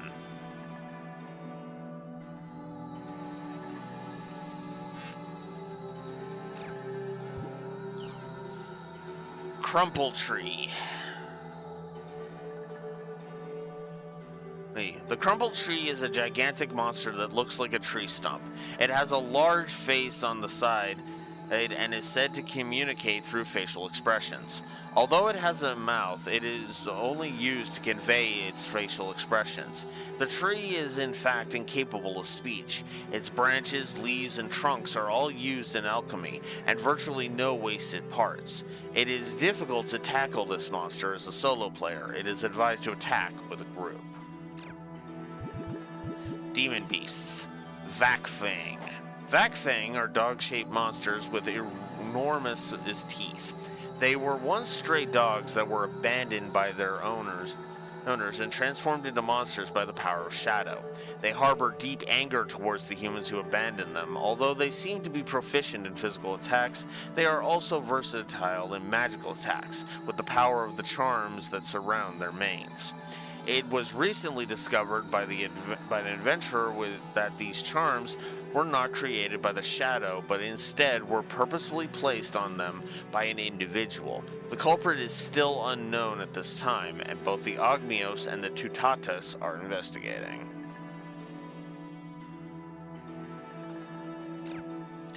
Mecha Beasts. Steam Shell. Steam shells are magical weapons that were left behind after being used in the war between humans and beasts. They were transformed into monsters by the shadow. The monster systematically attacks without any emotion. It is one of the most hated monsters by adventurers. Ogmios have repeatedly requested the Arvok to take responsibility for the steam shells, but so far the Arvok have evaded answering them and have only said that they are looking into the situation. Dragons. Fever Horse. Fever Horse gets its name from its head, which is shaped like a horse. It used to be a small creature that dwelled in the ocean, but after it became infected with the power of shadow, it now lives on land. This also resulted in the massive increase in its body size. It is also known as Fire Lancer by some adventurers, due to the powerful fire attack it launches with the power of the orb hidden in its chest cavity. As well as the quick piercing attack from its spear-shaped exoskeleton. Crustaceans. Ruby Cutter. The Ruby Cutter is a giant crab with a human face. It is said that even cats avoid the corpses of Ruby Cutters due to their ugly appearance, its foul smell, and rotten taste. Although their shells make for an exceedingly strong alchemy material, they are avoided by most adventurers because of the resulting putrid odor. Hecatonfoot. The Hecatonfoot may look like a rhinoceros, but originally it was actually a turtle that was turned into a monster by a shadow. That looks more like an ox to me, but what the hell do I know? Its head is covered by a sturdy shell that has the power to pulverize trees. These are rocks in a single blow. Normally, Hecatonfoots are quite docile, but if they are attacked, they will retaliate and attack anything around them. Their rampage are very violent and too much for warriors with light armor and clerics. And now we finally get to the jobs. Oh boy. During your initial character creation, you can select a job class for that character. Character's job cannot be changed afterwards. You have Twin Blade. Twin Blades have high agility and attack with 2 swords. Their rapid attacks leave no opening for an opponent to counterattack. Blade Brendier. Blade Brendiers fight with a sword similar to a katana. It is said that all warrior classes derive from this class. Although their abilities are average, they can adapt to a wide variety of situations. Edge Punisher. Edge Punishers are a job class that prefer to wield giant swords. A blow from one of these weapons has enormous power. It can slice most enemies in half in a single stroke. Lord Partisan. Lord Partisans wield a giant lance. No other class can match their piercing power. They have high defense power compared to other classes, but are weaker against magic. Tribal Grappler. Tribal grapplers use their own fists as weapons. They have high agility, similar to twin blades, and possess high HP. However, their low defense value makes it crucial to pay attention in battle. Flick Reaper. Flick Reapers wield a giant scythe. They specialize in attacks meant to keep multiple enemies away. However, they are ineffective at long range. Steam Gunner. Steam gunners use the steam guns that were developed by humans. They specialize in long-range attacks and are weak in close encounters, but their powerful weapons will keep most enemies away. Adept Rogue. Adept rogues are eventually capable to equip various weapons and use all sorts of magic.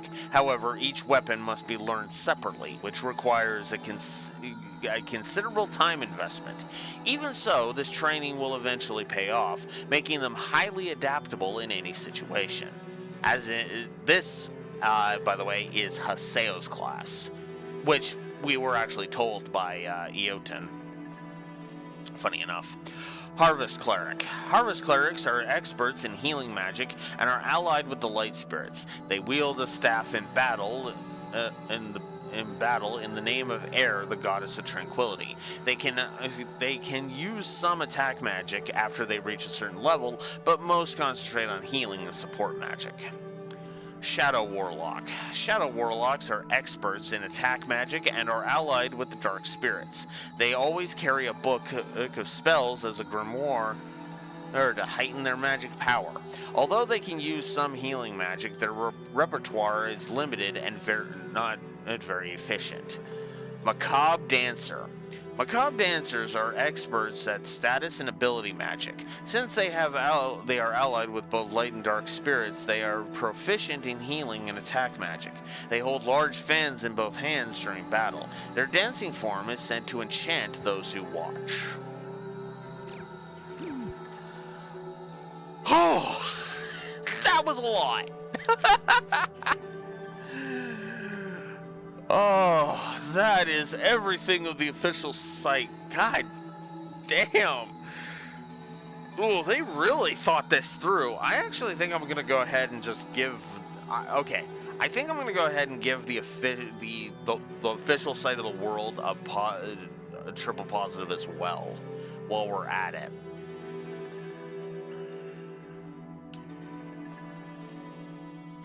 Because, yeah, this is ridiculous. Like, don't get me wrong, there's some great lore of the Trail series, but Jesus, even the Trail series is not this in-depth. Jesus. That was all just a backdrop of the backdrop. Think about that for a second. Really sit back and think about that for a second. That's how much thought went into this damn thing.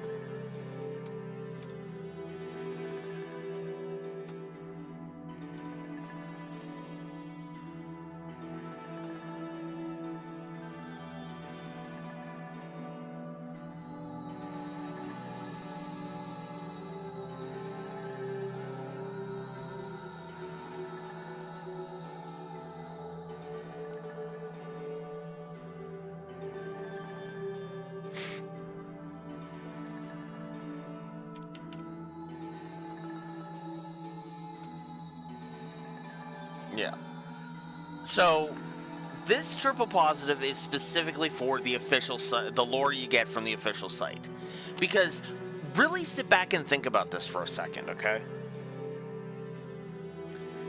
Think about how much time, effort, planning, and work it would take to not only craft an MMO to use as the backdrop of your story, but to also give that MMO specifically its own lore within the lore of your story. This would be like if... I'm trying to think of an example here.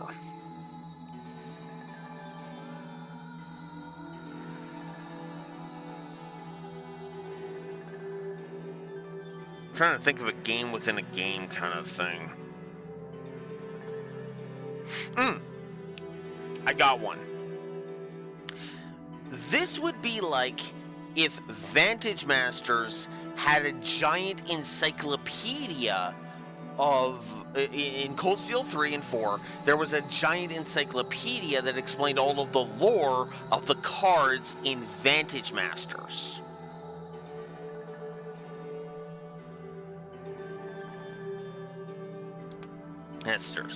I would argue it's not necessary, but man, that would just be an insane, like, whoa, damn, you put a lot of thought into this, you know? Now, to be fair, now obviously I have never played the original Vantage Masters game that was based upon, so I have no idea if there was a whole bunch of lore to that. But again, even then, it's like, you know, how much of that do you really need? And that's why I'm applauding .hack. Now you might think, okay, why are you praising all this, Blue Wolf? Because that's all, you know, it's fascinating stuff. Well, there's one reason it gets a triple positive, and I can sum it up in one word: optional. You can ignore all of this shit and just hit login and get going. You can ignore all of that. I would argue it would help if you actually did, you know, read all of this and study up. But for the most part, you know, I was not entirely lost without all of this backstory stuff. Now, some of the stuff would be confusing if you don't read up on this, but it is still pretty good. And that's the other side of the equation too. It helps to kind of, you know, set things up. It can also help you with the actual gameplay, which is good, you know. So yeah, I am absolutely going to go ahead and I absolutely stand behind that. Absolutely.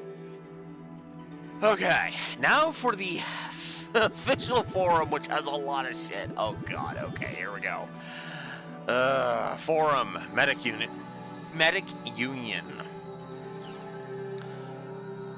How fare thee, citizens? My name is Governor Tadashi of the Medic Union. I used to be known as the 100-man killer as well as the 100-man healer, but it's nothing, pardon me, just my chronic disease. My guild is here to bring love, bravery, and healing to the world, and our battle is never ending. However, the power of evil is great. The voices yearning for healing grow louder every day. You there, you passionate, fiery ones. Don't you want to do everything you can to smash this awful situation?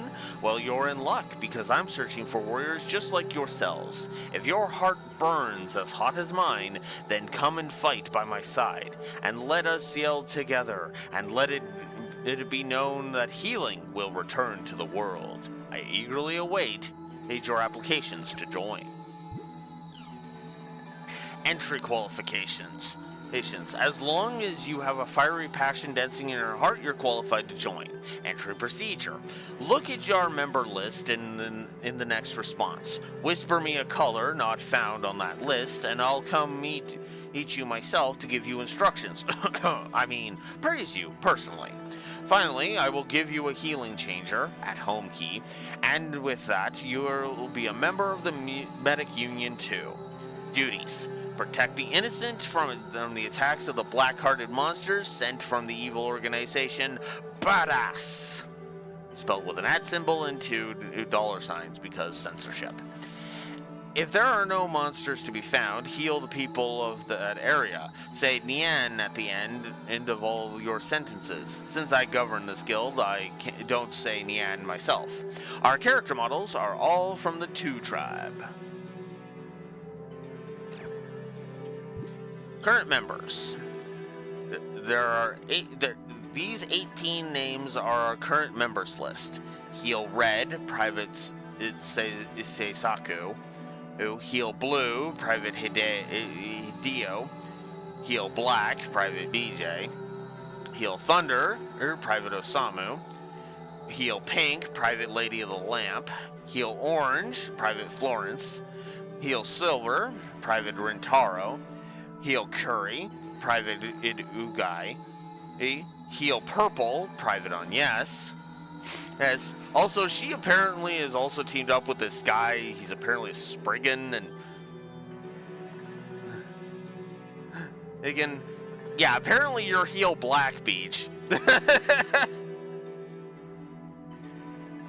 Anyways, Heal Purple is apparently teamed up with a Spriggan, and it's all crazy. Anyways. Heal Carmine, Private Tells. Yeah. Oh, Talise. Heal Rose, Private Amber. Heal Sand, Private William equals G. Heal White, Private Genpaku. Heal Cobalt, Private Ryotaku. Heal Green, Private Doyle. Heal Carbon, Private Watson. Heal Crimson, Private Felix, and heal Iris, Private Jill. Yeah. Thread and response. Hunts. It's Peche. I'm sorry, but this is a question completely unrelated to the world. But what exactly are threads and responses? I see everyone using terms like creating a new thread or side responses, but I'm afraid I have no idea what they mean. I'm a total beginner at computers. I've only had mine for 2 weeks. So if anyone could explain these to me without too much jargon, I'd be really grateful. Threads are... well, this is a thread right here. It's used to refer to a string of posts in a forum that talk about a particular subject. For example, someone posts a question in the forum, someone posts a response to that question, someone else posts another response. This is how threads are built around a certain subject, with people writing a response after response. Creating a new thread refers to the act of part 1, which is to start a new topic of discussion. A response is just that, a response to a certain subject in a thread. Side responses are when one person posts a response in the middle of a conversation 2 other people are having through responses. Did that help? Okay, so basically starting from my first post asking about threads and responses and continuing all the way down to this post is a thread, right? And the things you wrote to help me are called responses, right? Is that correct? It sure is. Good job on picking it up so quickly. Hey, it's all thanks to you. Thank you so much. Elements from FZ. Hello there, I just started playing recently. That said, I have a question right off the bat. Normal RPGs always have elements like fire and water, right? Does the world have things like that too? I appreciate someone filling me in. It sure does. There are 6 elements altogether: fire, water, wind, and earth, light, and dark. But the current version doesn't have light and dark implemented. So right now it's pretty much just the other 4. Actually, there are 9 elements in total: fire, water, wind, and earth, light, dark, neutral, physical, and magical. Among these, fire and water, wind and earth, and light and dark are connected as opposing elements. Opposing elements are elements that cancel each other, and each element's opposite element is also its weak point.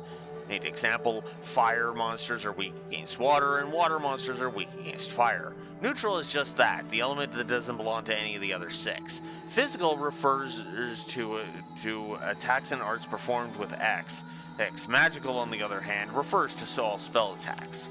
Anyway, that's a rough explanation. Hope it helps. Thanks a lot. If I have any more questions, I'll be sure to ask.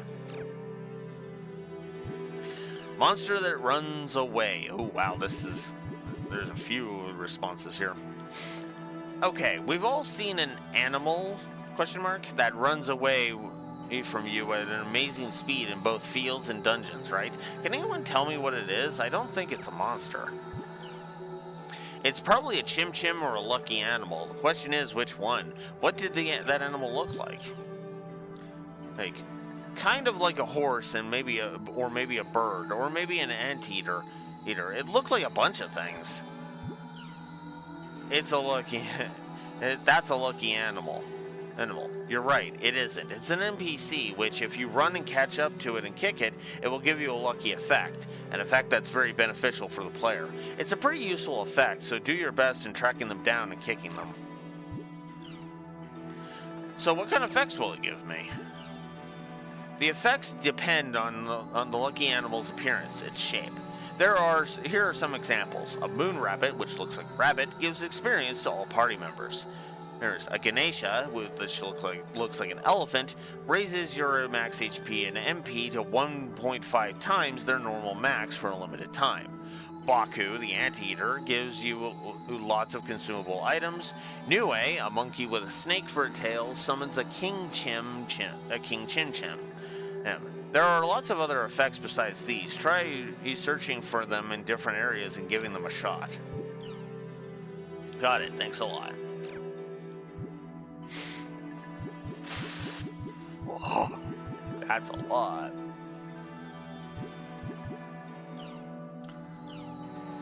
Nice to meet you all. I'm Dengeke Den.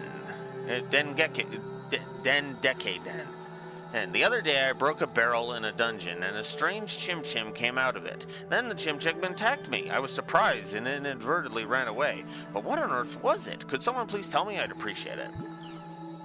It came out of a barrel, right? In that case, it was probably a King Chin Chim. King Chim Chims are a special kind of Chim Chim. However, it's not a monster. Normal Chim Chim will drop Chim Spheres and run away if you kick them. But King Chim Chims will get mad and counterattack if you try to kick them. King Chim Chim's main attack is a mid-air breath attack. There will be a faint shadow underneath where the King Chim Chim will land, and so try to maneuver yourself behind the landing spot so as to not get crushed, and then kick him several times upon landing. Once you defeat King Chim Chim, you should receive a large number of Chim Spheres. Good luck. Okay, so they're called King Chim Chims. I never would have thought there was any kind of Chim Chims around that attacked players, so it was quite a surprise. Tolmia, thank you for the information. The next time I see a King Chim Chim, I'll do my best to take it down. The dark guy PK'd me. I think this is Mary Elizabeth McGlynn in cunt. While we were walking along an area, we were PK'd by a guy dressed all in black. At first, we thought it was just someone being annoying and changed our area, but then he followed us to the new location. I guess it was one of those stalker PKers. At any rate, he kept following us everywhere. When I asked him why he PK'd, he wouldn't even answer me. Man, that guy was creepy. We tried to fight back once, but we were no match for him, and our whole group was wiped out. It was heartbreaking. That must have been rough for you. I've been PK'd before too, so I know what it's like. It really sucks. I won't say all PKing is bad, but pointless stalker PKing shouldn't be allowed. It's against the law to stalk people in real life, so why should it be any different online? I'm hoping that the law changes to prevent such cases. Please don't let it get you down, June Pride. Hey, don't let the PKers win by giving up the world. Okay. This is actually a different person. Never mind. What the hell's up with that? That guy just followed you all around without saying a word? What a jerk. I wonder what's going on with the world lately. With all these bugs and stalker PKers. It's getting to be too much. And for that matter, don't go crying just because you got hurt. What kind of guy was it? And if you want, I'll track him down myself and set him straight. Beatrix, Stella, thank you. Both. I'll do my best. You're right. I won't back down from a stalker. I think it was a partisan and with the same design as me. His entire body was giving off a black effect of some sort, so I think he must have had some kind of rare item or ability. His name was... I'm sorry, I forgot. Don't be ridiculous. He was really strong. The responses there. Wow, that must have been rough. By any chance, was that PKer named Doppelganger? Oh, you're right, that was it. But how did you know? Is he a famous PKer or something? Well, I mean, it's a monster. What do you mean? Well, there's a monster like that out there. It's a monster that takes on the exact appearance of a player and normally doesn't do much except wander around. But when it spots a player, it will attack without notice. It's said to have a much higher level than the player it's attacking, so theoretically no one can beat them, even though there is an HP gap. The reason you felt like it was following you everywhere is because they're in every field. But for some reason, they never show up in dungeons. I wonder why.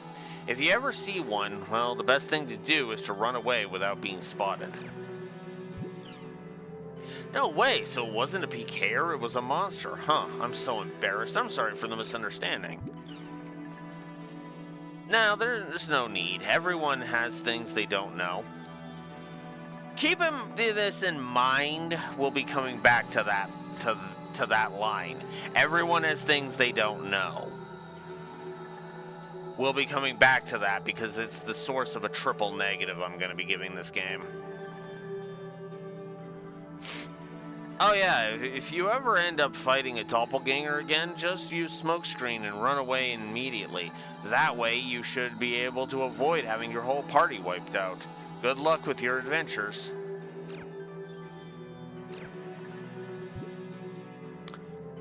Black Cat in Love? Playing in a group. Hi there, I'm Black Cat in Love.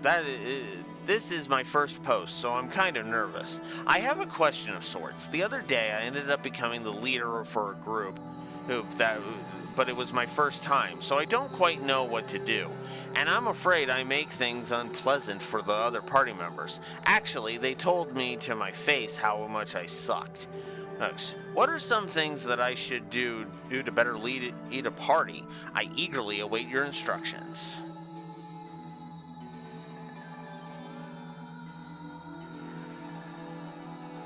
Yeah, agreed. This is actually fascinating.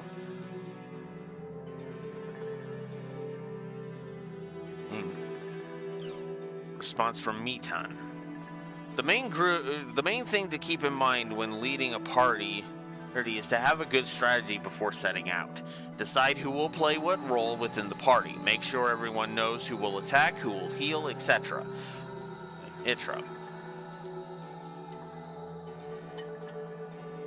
Make a well-balanced party. As much as possible, try to create a party that is well-balanced in both offense and defense. The ideal is 2 swordsmen and 1 cleric.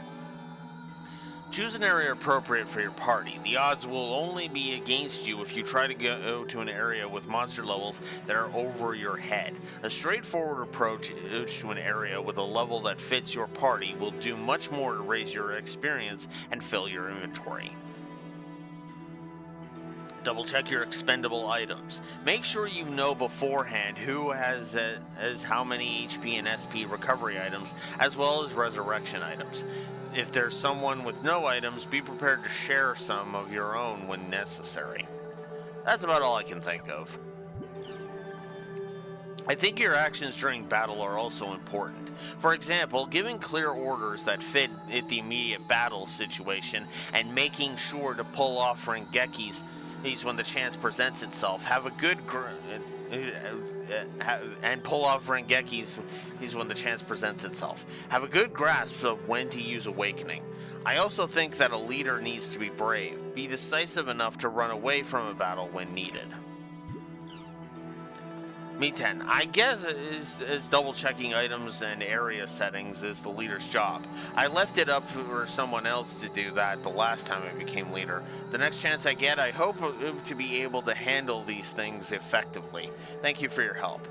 Harley, I'm sorry, could you be more specific? It would really help me out if you provided some specific examples of what you mean. Sorry to be so selfish after you went out of your way to teach me. Okay, here are some examples. Giving clear orders that fit the battle. There are times during battles when your prearranged plans have no effect. When this happens, the leader is expected to have the ability to form a new strategy that meets the needs of that battle on the spot.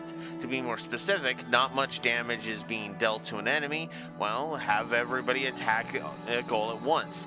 Or conserve SP and make it into an endurance fight. Recovery can't keep up with the damage received. Have more people help with healing, or use a smokescreen and retreat.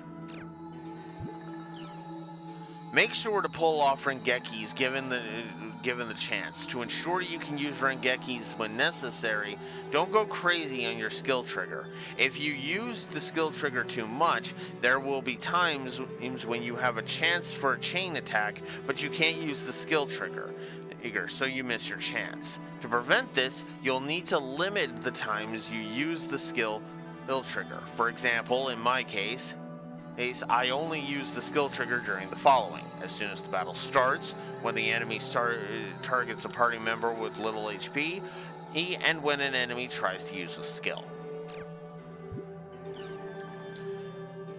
Have a good grasp of when to use Awakening. This is basically the same as skill trigger. Awakening is a powerful method of attacking, but if you use it too early, you just wasted it and it didn't have that big of an effect. For example, use it when fighting a strong boss level enemy. Use it when your companions are in trouble, and use it to defeat an enemy wielding status ailments such as sleep, etc.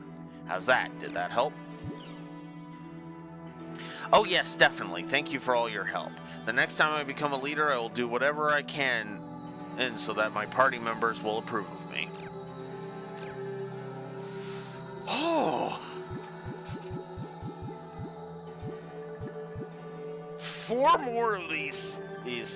Oh man. Whew.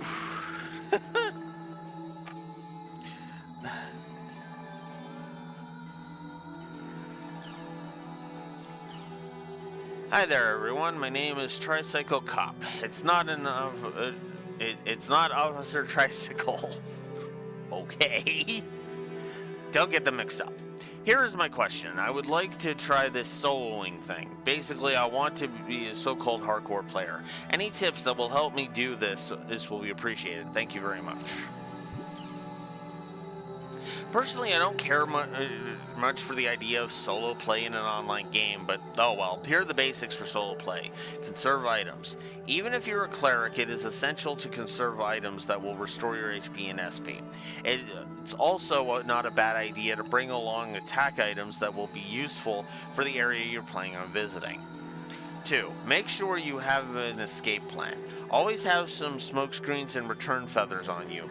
Know the shortest path back to the platform from where you are in case you run out of items. 3. Research the area you plan on visiting. Check if there are any enemies that have status ailment and causing skills in the area you're going to. When playing solo, contracting a status element is a quick path to disaster, so it might be better to avoid areas with enemies like that. It's not much, but hopefully this will help. Sir Hartley, I truly appreciate your guidance. And I have a question about your third point. I mean, how precisely should one go about investigating what kind of monsters await in an area? Why not try making an area, transporting there, and then immediately transporting back to town? What exactly do you mean? Make an area and transport there. Confirm the enemies that reside there at a distance where they won't spot you, as well as how the map is configured, as well as its size. After checking on them, go back to town. Repeat this is to look for an area that's appropriate for you. Be careful, when you're close enough to an enemy to see their name, it also means you're close enough for them to spot you.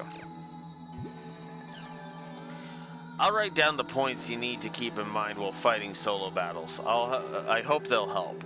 1. Use guard and charge attacks, knockbacks, well.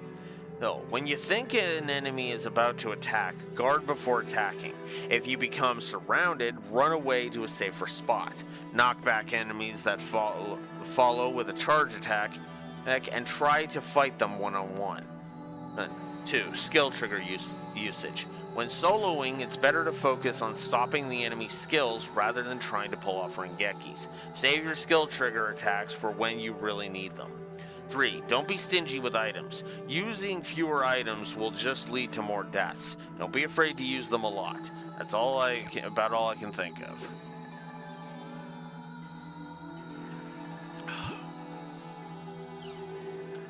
Sir Killer Whale, Sir Renji, thank you both for your guidance. I have one last question. I'm currently a level 10 Punisher.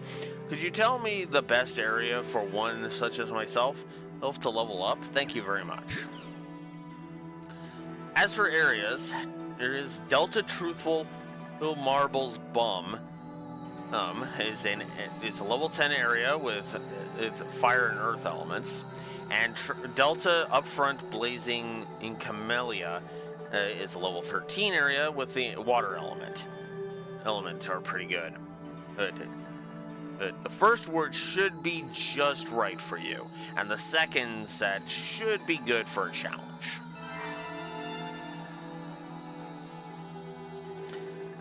Yep, that confirms I'm giving some positives to gameplay.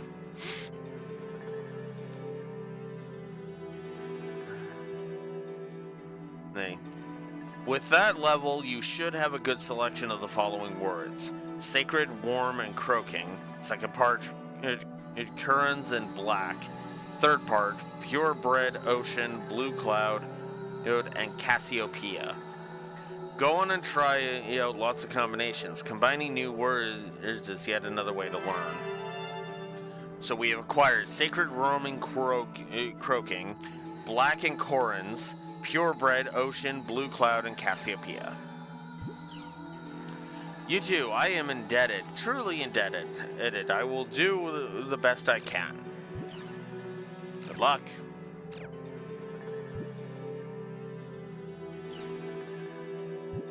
Fucking hell.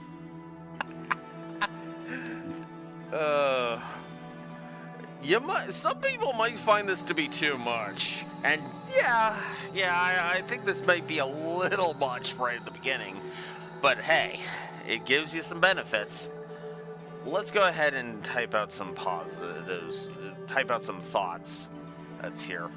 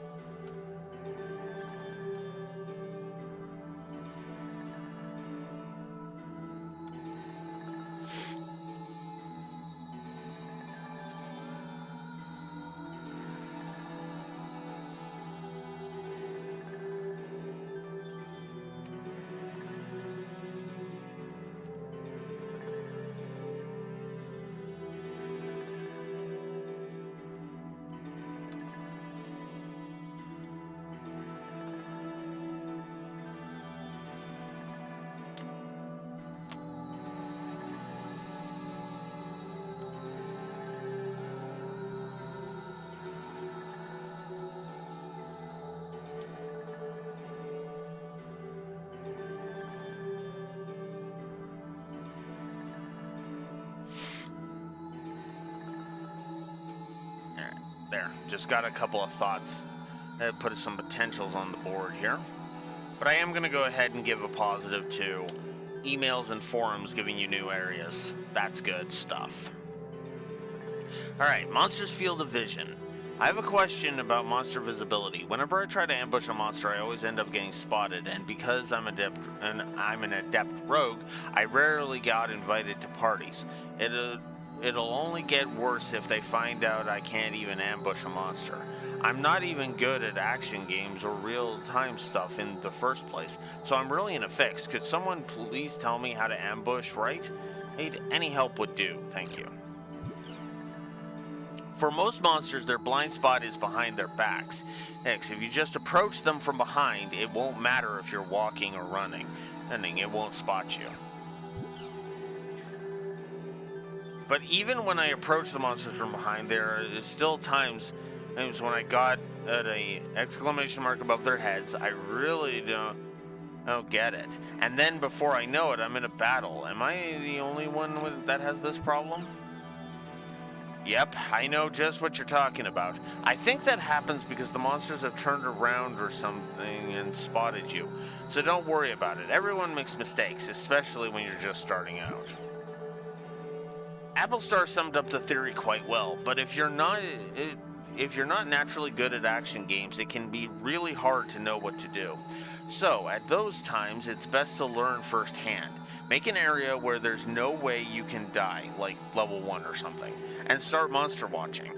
While you're watching the monsters, you should notice that their behavior follows certain rules and patterns. Things like they walk for a bit, they stop, they look in different directions, etc. Once you've got their movements down, it's time to start practicing your approach. Run up and then run up to them quickly when they're facing away from you. If you keep practicing this, it'll become like second nature in no time. Good luck. Another reason that happens is maybe you didn't know that field of vision differs with each monster. That might also be part of your problem. Applestar, you help me see the light. Whenever the exclamation mark shows up, I always panic and lose track of what's happening. It's a relief to finally understand, and that happened. I've been rolling the floor laughing. Renji, oh yeah, you're right. That's a great way to keep me from panicking when I'm learning. And thanks for your support. I'll do my best. Bartels, each monster has a different field of vision? Man, I didn't know that.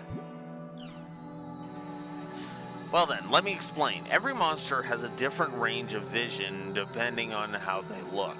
You can broadly divide the monsters into groups of regular birds, beasts, and large things.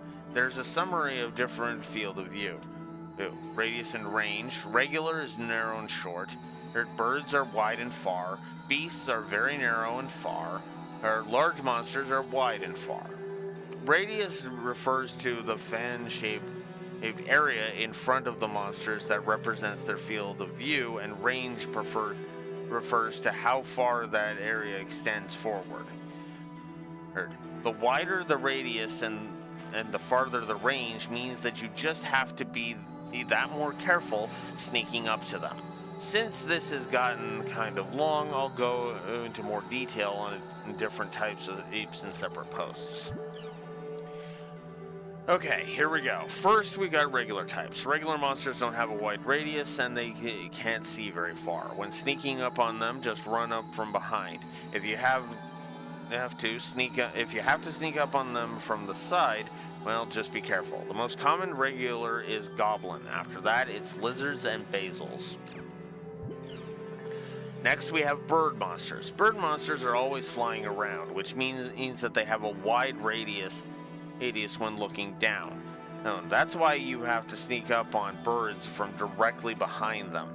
If you try to sneak up on them from the side, you'll be spotted easily. These guys make it really hard to score an ambush. They're easily the most frustrating monster around. The most common bird monster is Ravenclaw. After that, it's Fever Horse and Scavenger. Next up are beast monsters. Beast monsters have a very narrow radius, but they can see pretty far ahead. it as long as it's directly in front of them. In other words, as long as you don't approach them from the front, there's practically no danger of being spotted by them. You can approach them right from the side and they'll never notice you. And if you sneak up on them from behind, they won't spot you even if they turn around. The most common beast monster are fangs. After that, there are probably kettles and carries.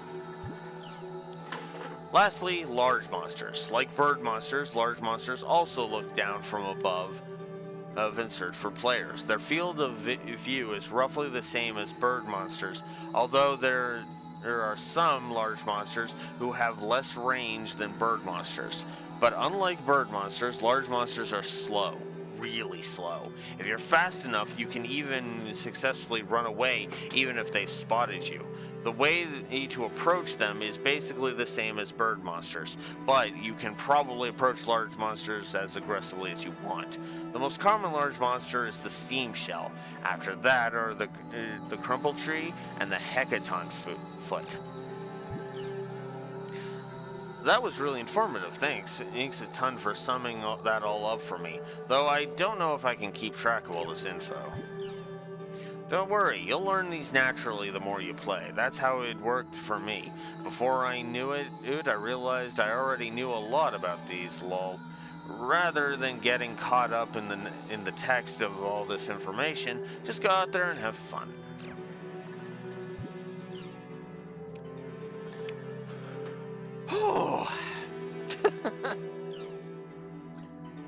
Can't go to an area. As the topic says, I can't go to the areas I want to. I tried going to areas lots of times, but I keep getting the same pitiful weak enemies. I'm a level 3 blade Brandineer. Please help. Thanks. New? Ooh, you mean that you don't know how to use the Chaos Gate? Do you understand what parameters are? Not a clue. My friend told me a lot when I first logged in, but I had no idea what he was talking about. Would you mind telling me? Just leave it to me, lol. Well, when you open a Chaos Gate, you get a lot of difficult parameters, right? But there are only two really important ones. Area level and treasure level. Just remember these two, and you'll be set. You shouldn't have any problems. There's a lot more stuff you can do with these, but that's just for advanced players. You'll be fine without them, so don't worry. Okay, my next post I'll explain about area level and treasure level. Area level is the parameter that determines the level of monsters in the area. In the world, the monsters have levels just like players. Because their levels are set it up in the same way as ours. Excuse me.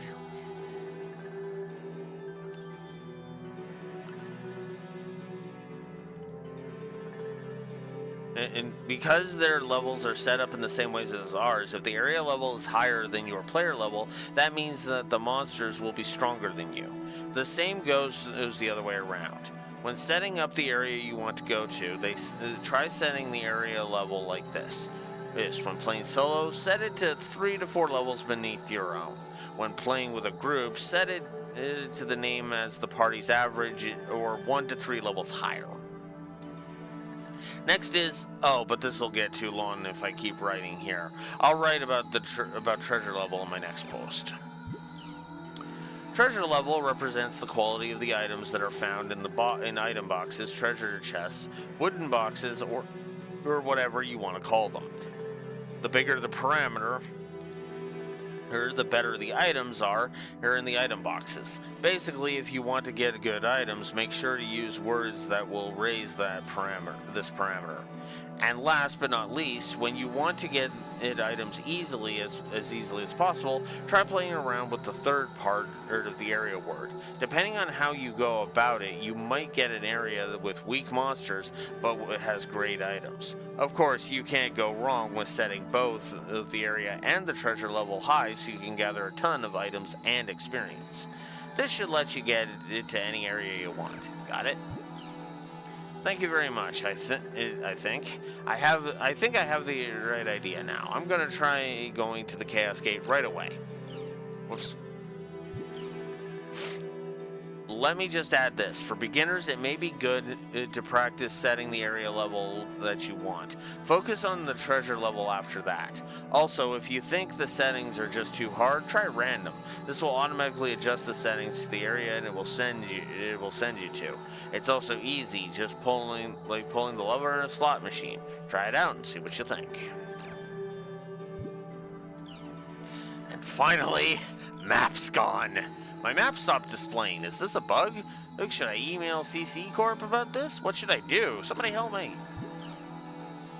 First, calm down, roll on the floor laughing.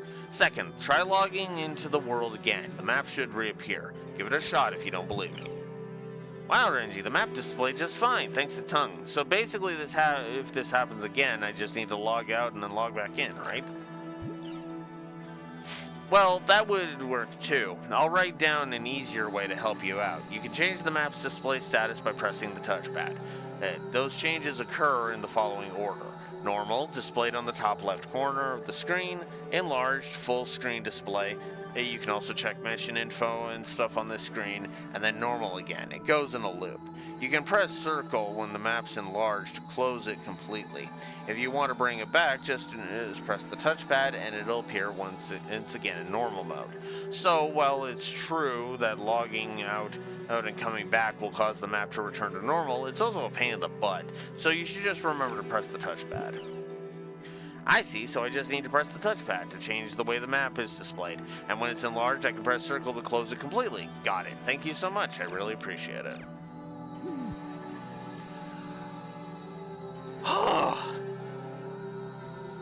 That was a lot. I do actually think that's good info in game. So let's codify that positive, shall we?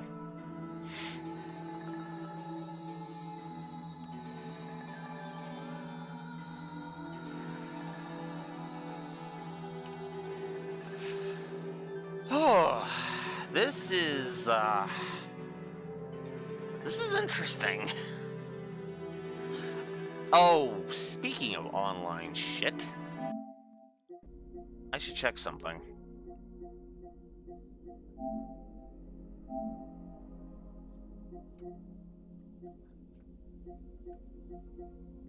Okay, no DLC. Got it.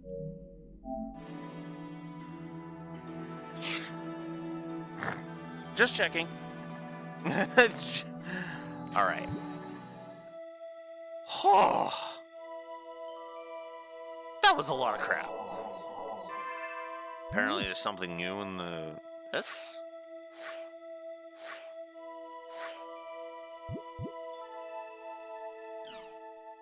Title demo.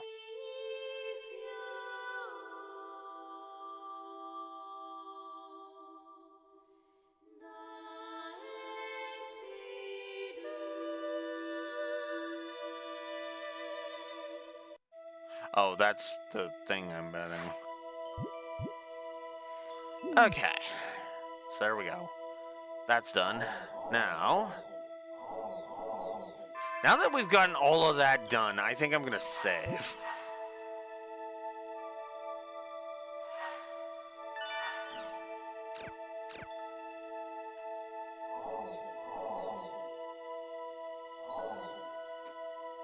Community forum. Oh God, how much is this gonna have?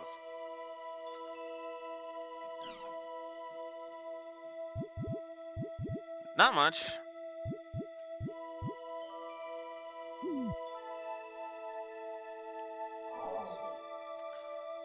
I guess we'll do the community forum. Oh, so much stuff. God. Okay, existence of PK system. I'm going to talk a bit about PKs. The PK system was around since the days of Fragment, and until it was abolished in the middle days of the World R1, it was a system that made the world really unique. When the PKs were abolished, the players held protests at each of the root towns, and fan sites demanded that the PKs be brought back. And now for the World R2, the PK system has been brought back. It has its pros and cons, but the players generally welcomed it when it first started. But lately, there's been a growing number of people who call for it to be abolished again. In the outside world, too, people are talking about whether it's morally correct to have a game where people kill each other. So, considering all these things, I have to have a question. Does the world really need PKs? Please give me detailed answers if you can. The purpose of this thread is not to criticize PKing. Please don't flame or troll. Thank you. I think the world definitely needs PKs, though I personally hate PKing. In network games with no PKing, you have no choice but to accept getting cheated or getting swindled by other players. But in the world, there's the PK system. If you use your brain, you can use the PK system to protect yourself. So just as from a self-defense point of view, the PK system is necessary. That's basically my opinion. I'm against the current PK system. I won't say that the system itself is bad. However, I can't agree with a system that blames the victims and says that if you don't want to get PK'd, you should do the PKing first. I actually agree with that, if I may be so bold.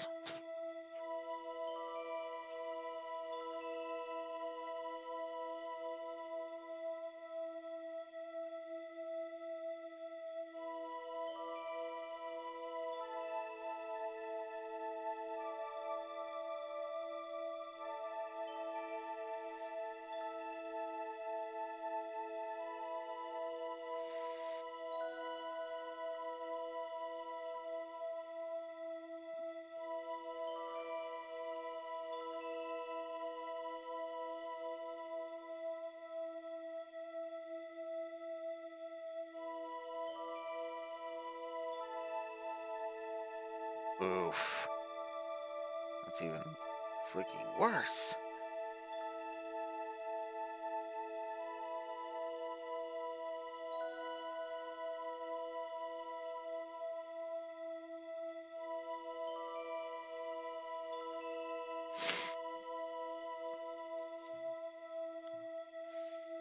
Yeah, pretty much, Beach.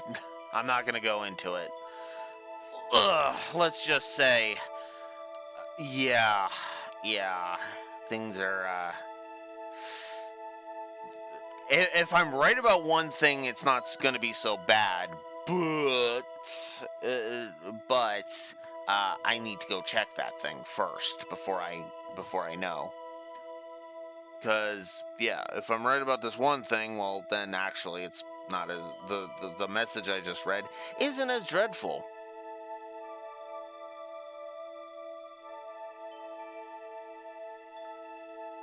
And that's still like that?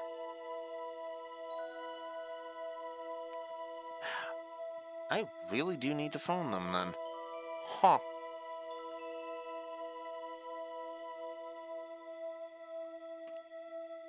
Pretty much, but again, it's more of a it's more of a roll my eyes kind of thing, as opposed to wow, you are fucking me over completely, or I should say possibly that, but I don't want to get into that. Anyways. For example, they could make some servers where PKing is allowed and others where it's forbidden. Or make it so that you can turn PKing on or off. If it is off, you can't PK someone and you can't be PK'd either. I wish CC Corp would think of a way to separate the people that want it and the people that don't want it. Yeah, World of Warcraft even figured that out. For God's sakes.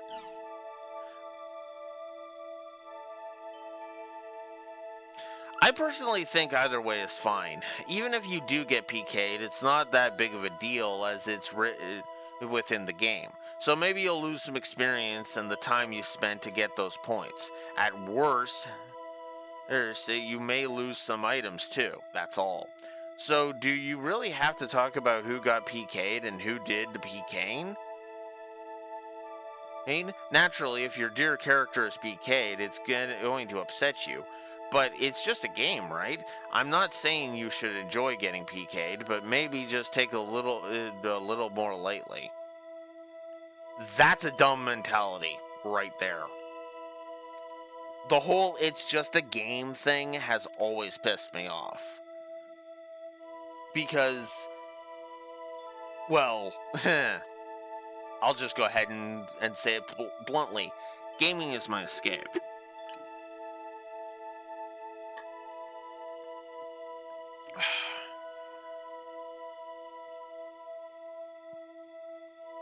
Wait, right?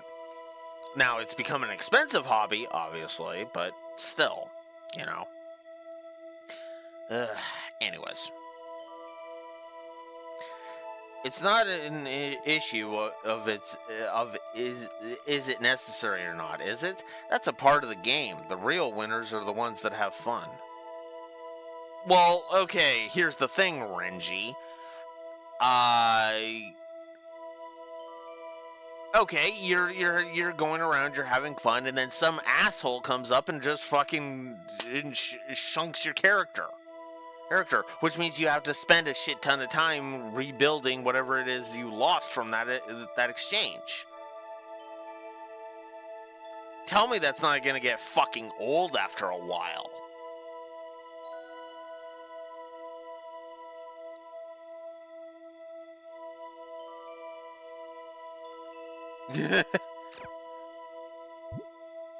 My 2 cents. I'm all for the PK system. I started playing the world because it had a PK system, which is something that I wanted to experience, although my fear of retaliation prevents me from PKing anyone. For someone who wants to play a game with a PK system such as myself, it is absolutely necessary to have one. But to be honest, I don't really care if the world has it or not. I'll go to whatever game that has the best PK system. Lastly, I want to add a personal comment to all the people who say that you hate PKing but still play the world, which is a game whose main selling point is the PK system. You just want to say go play another game. I just want to say go play another game, I'm begging you. Okay, that mentality also fucks over the game you like in question, because the more people that leave, the less money that's being made by the company that makes it.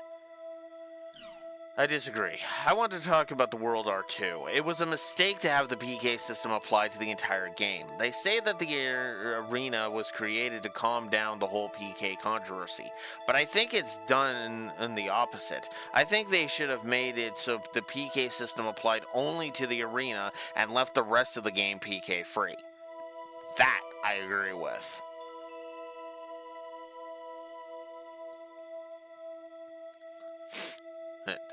People that don't want to get involved in PK can stay away from the arena, and the people who want to PK go to the arena. That way both types of people would have been happy.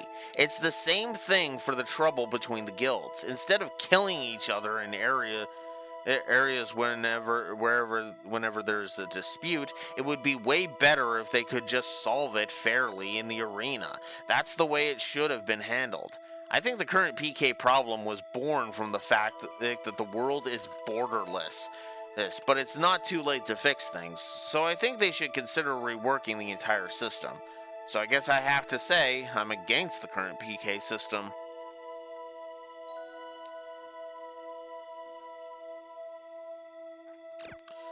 Yeah, I keep forgetting about that. Where can I get an Olm shell? I'm looking for an Olm shell. Hell, I just started, so I don't have much money, and I'm hoping to get one from the monsters and treasure chests. Where can I find one? Someone please tell me. Must be rough just getting started. Let me think. Go to the area below and break the barrels. I think you'll find some. Delta buzzing wraths puddle. Though you don't have money, be brave and you'll do fine. Good luck. Epitaph of Twilight.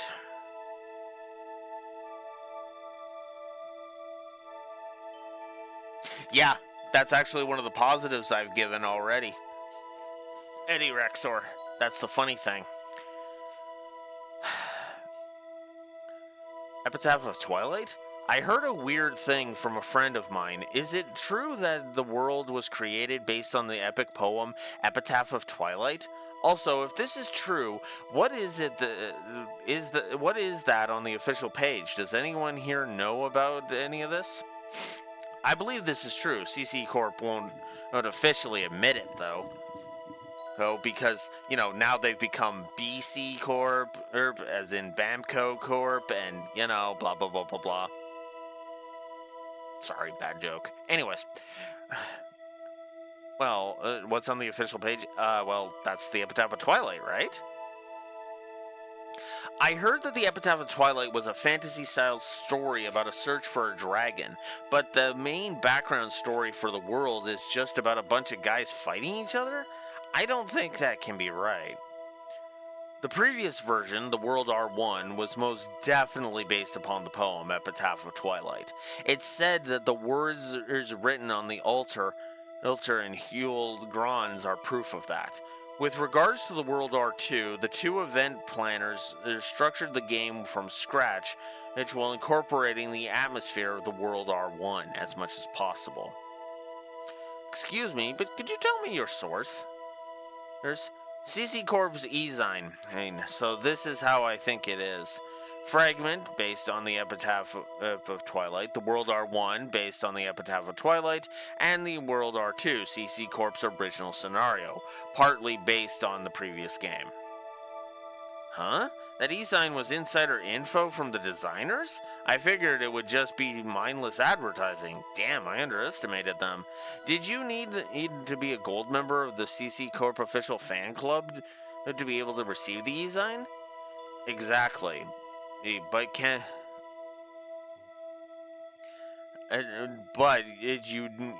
you need to have $30 cash in your cyber wallet, so think carefully before you register. Wasn't there a guild that was collecting the Epitaph of Twilight and the Twilight Keys? I wonder if that guild is still active. I don't hear anything about them anymore. This is starting to look more and more like a bad rumor board. And then the point about the guild. That was the Twilight Brigade. Now that you mention it, I haven't heard a thing about them lately either. They used to be so active too. I wonder what happened. Maybe they broke up? Wasn't the Twilight Brigade the stupid knight assholes? Those from Sign?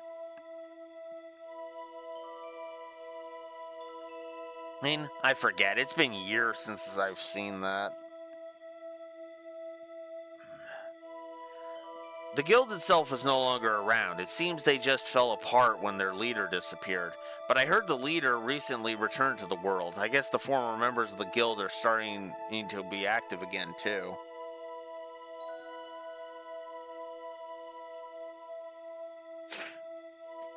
That's why I was asking, because I didn't know. All I know is, God, I hated those night dudes in Sign.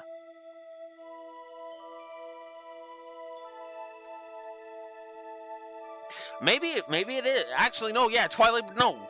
What am I thinking? He said it. Twilight Brigade. That was... No, I'm wrong. It was Haseo's guild. Duh. Sorry. Wow.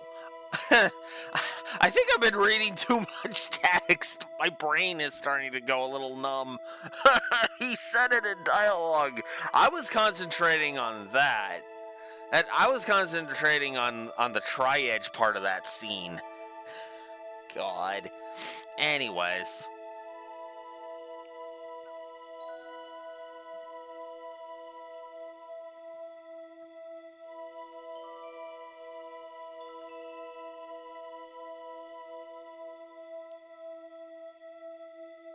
Yeah, I think that's the other thing too. It's like this is why I'm not a .hack fan. All of the entirety of .hack's lore and the franchise is just a mishmash. With Trails, I actually am invested enough in the Trails series to parse everything out. I applaud people who are actually .hack fans who can actually parse all of this out. Props to you if you can. Clearly that's not me.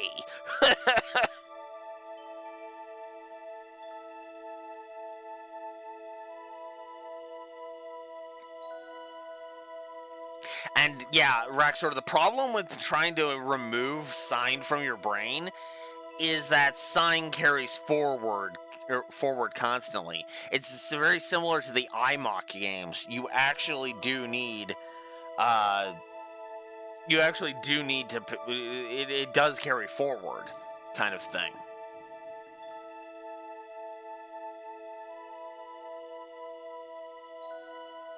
Yeah. Well, that's also going to be part of the issue because because here's the funny thing, because there's no real easy access to the rest of the franchise, this game might actually get some external continuity negatives because of that.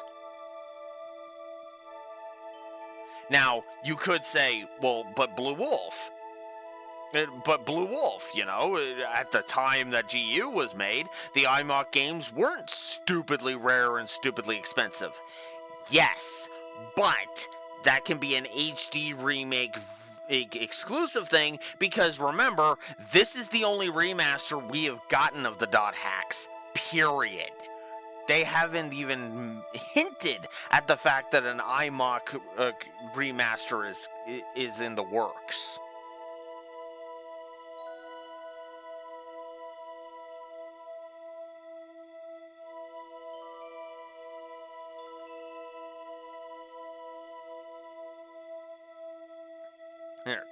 And that, in my opinion, is a detriment because that is a barrier of entry. GU can be accessible without knowing prior knowledge, but again, it's kind of the same problem I had with for example, in Trails, the Sky Trilogy not being ported to anything outside of Japan. Because the Trails games are locked on PC. Now, I know some people might balk at that because because of PC Master Race bullshit, but that's exactly why I'm against it, because of PC Master Race bullshit. Now, to be fair, you don't need a powerful machine to run the Sky Trilogy. I will fully acquiesce to that. Even this old laptop from years ago can run the Sky Trilogy perfectly fine.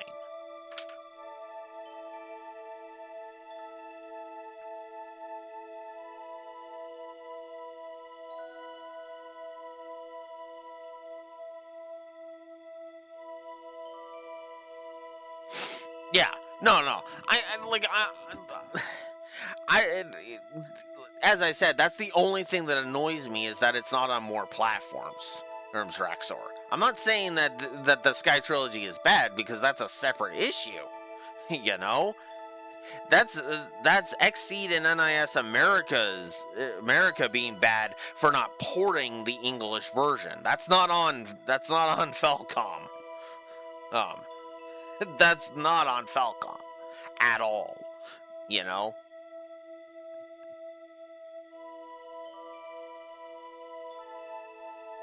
Well, that's why I said Xseed. Why I corrected myself and said Xseed. Xseed are the ones that need to get their head out of their butt and let's import it.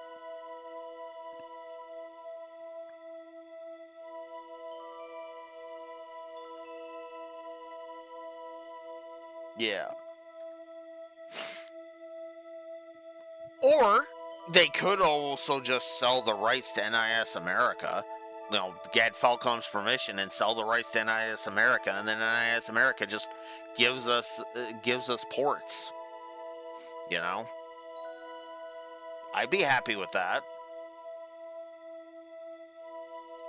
But anyways, reply 2, is it messed up? I mistakenly used a rare serrated edge nickel coin I bought at an auction to buy a rice ball. Oh, good evening. This is W. Rice. What?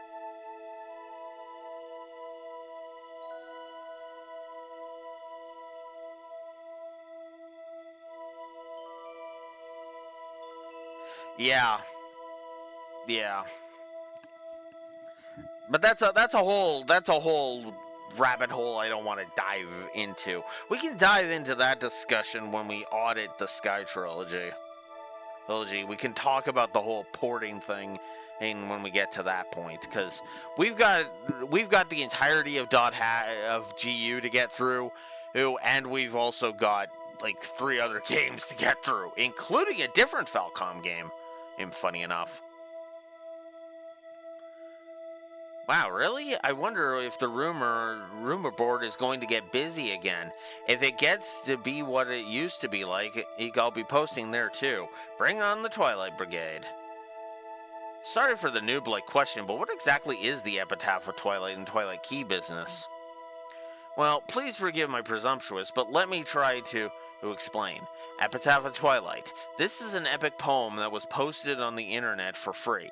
People say that the world of the World R1 is based on it, but CC Corporation denies it. The person who wrote the poem is dead now, and you can no longer see the website where it was originally posted. The poem itself has been scattered as well. Twilight Key. This is a legendary item that is said to grant the wishes of whoever is lucky enough to find it. Lots of players have been looking for it ever since the days of Fragment. Despite the fact that an extremely large number of people are looking for it, there are no reports of anyone having seen it. Lately, most people have started to think it might just be another urban legend since the information is so vague. I hope the above explanation has been useful. Now, if you'll excuse me, I must be going. So the Twilight Brigade is a guild that is dedicated to finding something that doesn't exist? That sounds kind of romantic. Right.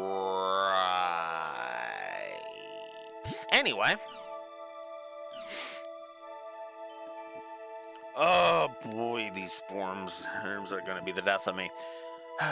Loving new things is part of human nature, but so is loving old things. I want to go into the area with a character that I put my spirit into making. I want to play with my dear companion. The images of a drenched CC Corp headquarters on the news, whose toasted servers standing there with despair. The diligent petitions were not answered as CC Corp announced the resignation of the R1 restoration. However, listen to this. Even so, the old warm-hearted me still wants to go back. Note, I'm actually still warm-hearted. I hope the CC Corp guys, especially the executives, hear my cries, and I hope they bring back our dear old world. I want them to bring back R1 too. It's not that I hate R2, it's just that I have more memories with R1. Damn it, who started the fire anyway? Hey. Yeah, I don't remember exactly who, but yeah. Oh god. And here's Renji to fucking shit on the parade again. Was R1 really that great? Isn't everyone exaggerating a bit? Graphically, R2 is way, way better. Disagree. The game system is better too. Ew, I think R2 wins hands down. I hope R2 really takes off. That's an elitist response if I've ever heard one. Holy crap. Yeah, it's literally the WoW Classic. It's like, have both. That's actually what I like about WoW.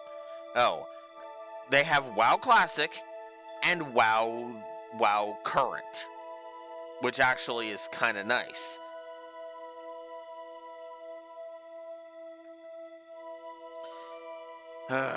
I admit that's true, but how do I put it?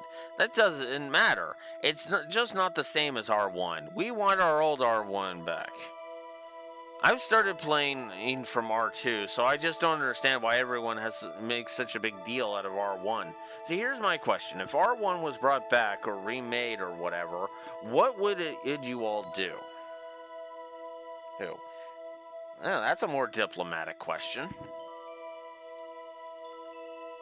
I'll play them both. Oh, the reason is that I don't want to lose the characters I've built up in R2, but I also want to play R1. That's a tough question. I guess I'd like to play both, but I don't have much money. I'm not clever enough to play both at the same time, so I guess I just wind up playing R2. Basically, I'll keep playing R2 just like Applestar. I can't see myself playing both. But if our old character data is restored, I might just quit R2 and play R1 instead. Holy balls! And we're not even done. We're not even done. And oh my god, look at this. This is nuts. At least there's a to the top button.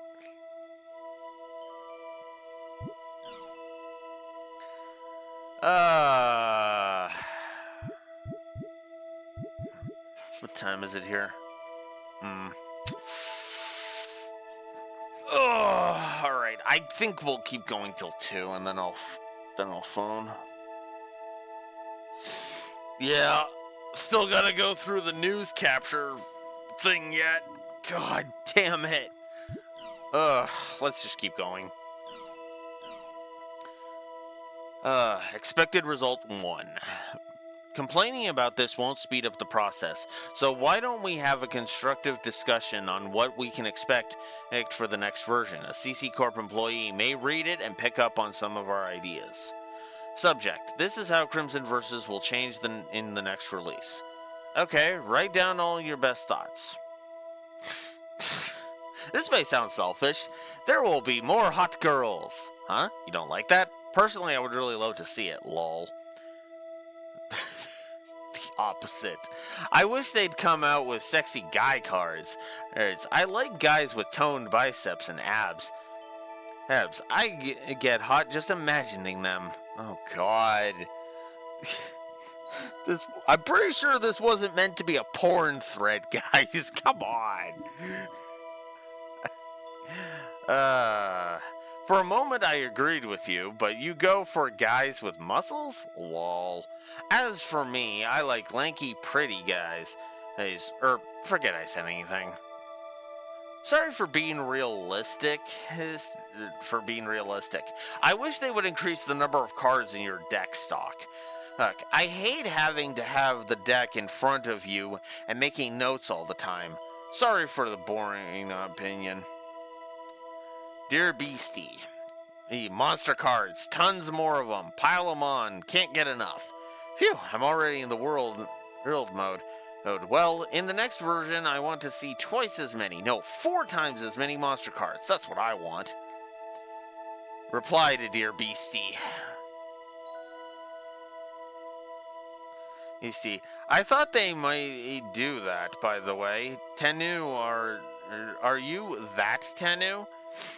Kestrel's beast lover, right? I know this is out of the blue, but I love how you run around Makanu screaming, Beastie! Lol. In the next version, I want to see them make my portrait even more beautiful. I'm sure that they'll do that. Yikes, my cover is blown. And on top of that, you are hitting on me? Wow.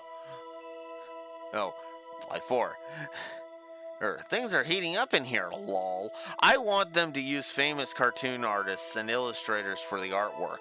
The artwork now isn't bad, but if it were by some of these artists, it would be out of this world. I want to see cards by Mr. So-and-so, don't you think?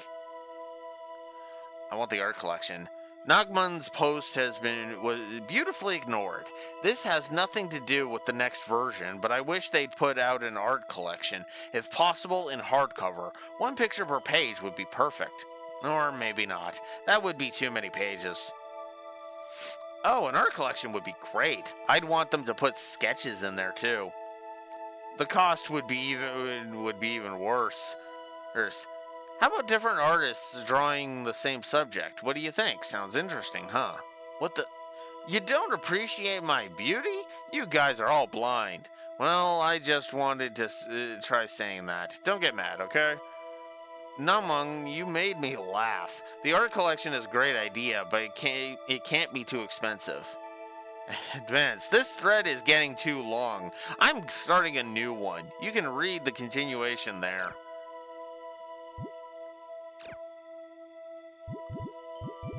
Oh, God damn it.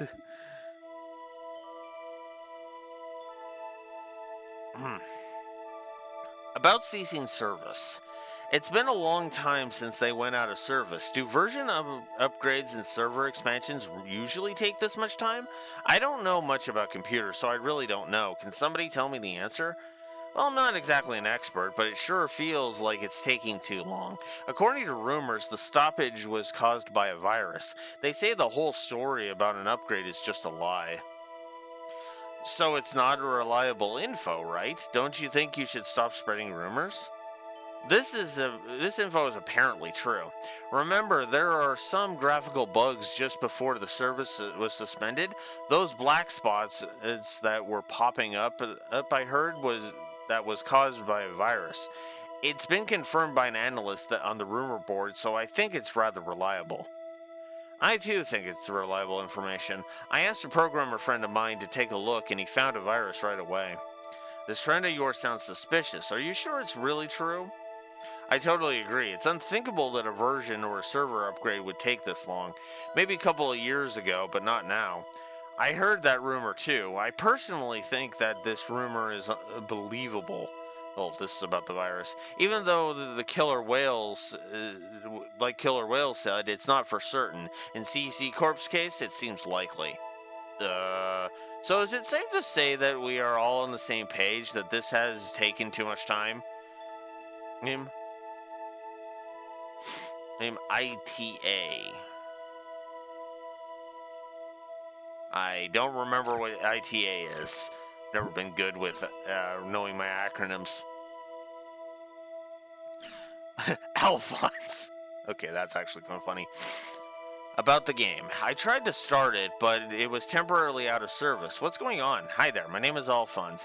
The problem is just like it says above. On top of that, not only is the game out of service, I'm also not able to view the official website. I don't know anything about the game other than that it's a card game. So if it's okay with you, I'd like for those of you who know to tell me how to play the game. Okay, let me explain the basics. This is a type of card game where the game plays out automatically. The players create a few decks, then place them into a deck pool known as the arena. After that, you must leave them alone. When you check the arena, you'll see that the deck is battling on its own and earning points called battle points. Use the battle points to purchase new cards, strengthen your deck, and then leave them in the arena again. This is the basic cycle of the game. The stronger your opponents, the more convincingly you defeat them. The more convincingly you defeat them, the more battle points you earn. Also, in response to it, is this a type of card game where the game plays out automatically? So it's perfect for people that are busy with their jobs. Battles? In response to, it's perfect for people who are busy with their jobs, makes sense, lol. Okay, so let me see if I've got this right. It's a regular card game, but the player's moves are set to auto, right? But doesn't that mean that once you make your strongest deck, that's the end of it? In response to, player's moves are set to auto, right? You got it. Doesn't that mean that once you make your strongest deck, that's the end? To avoid that problem, they use what's called the Trinity system. Trinity is kind of like a game of rock, paper, scissors. Instead of rock, paper, and scissors, though, there's wing, gun, and shield. They interact in the following ways. Wing is weak against gun, gets shot down. Gun is weak against shield, can't pierce shield. And shield is weak against wing, attacks from above. All the cards are given one of these elements, and so depending on your strategy, you can defeat a really strong card with a really weak one.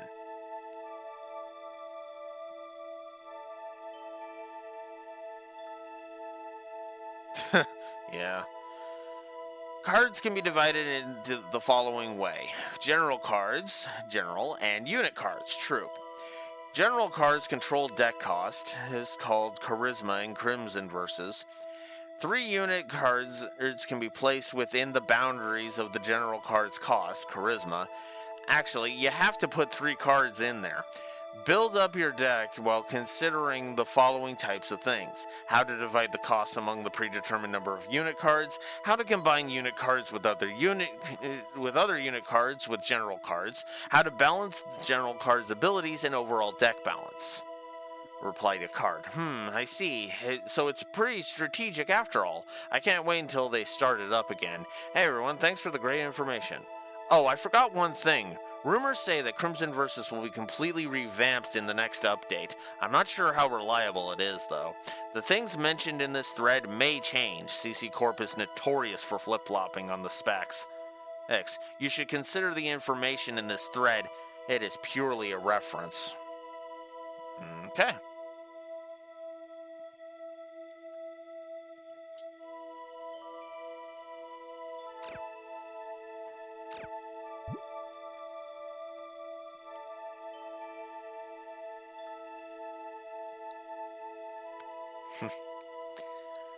How to start this game? I tried this game, but it won't start. How do I get it to start? The world runs okay on my computer. Do I need some kind of special thingy? Please tell me. The game is temporarily out of service. Just please wait until it resumes. Oops. How long do I have to wait, and why is it out of service? To the first part, I don't know. Everyone is waiting for CC Corp to make an announcement. And I don't know the answer to this either. We're waiting for CC Corp's announcement. Okay, I got it. Thanks for the answers. Oh, God damn it. And then there's news, there's rumors, and then there's this thing.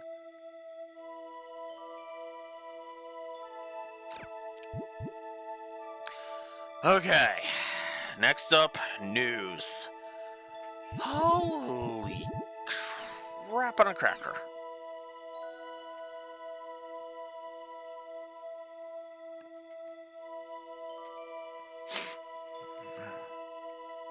Fun internet game. I've been playing Riot Gun, but I got sick of it recently. Is there a network game that you recommend? I don't care if it's an MO or MMO. Oh, the world doesn't have to be like Riot. It's even okay if it's not an FPS. Fantasy, sci-fi, I don't care. Thanks in advance.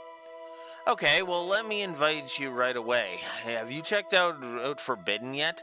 The world is close to Riot Gun, so I think you'll get used to it quickly. I think they're running a campaign for beginners right now. How about it? My personal recommendations are The Negotiator or As You Like.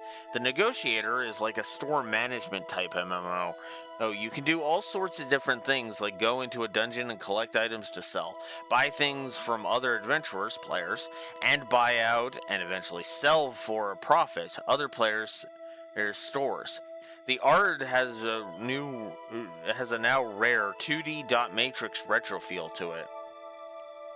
As You Like is a miniature garden type MO game. Players start out with an uninhabited island and try to build civilization from scratch. Some islands can evolve into a complete jungle. Some may turn out to become a scene from a sci-fi novel. This one is 3D, yet has a tender touch with cute characters. It's very different from Riot Gun, but both are pretty interesting. Thanks for the info. Oh, The Negotiator or As You Like. They both sound like simulation games. By the way, I'm not one that got frustrated playing Outlaws of the March Online. But do you think an idiot like me could have fun with these games? Response to Forbidden. I've never heard of it. What's it like? Response to Forbidden? They just started beta testing it.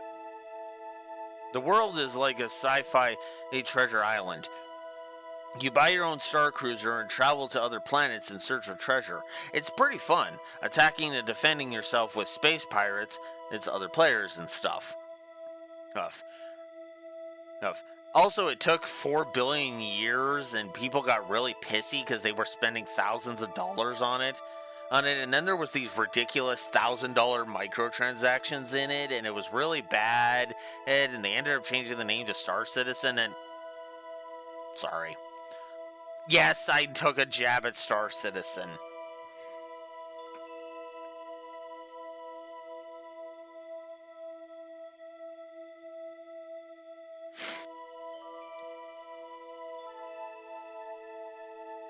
Ooh, my packages are on the way.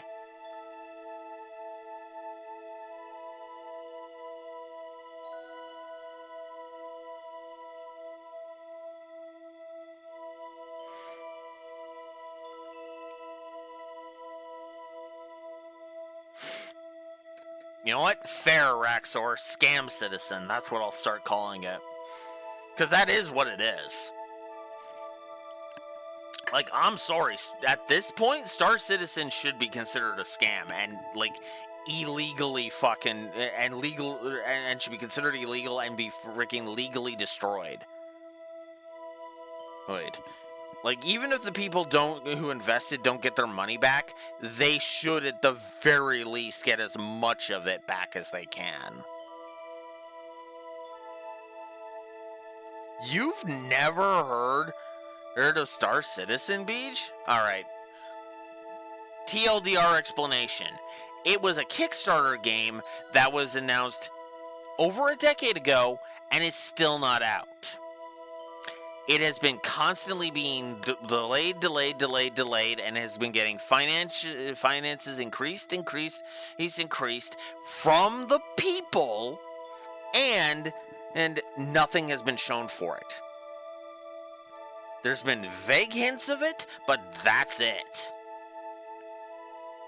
There's not even a frickin' alpha build. Never mind. Or I think that's... Or is that the right term?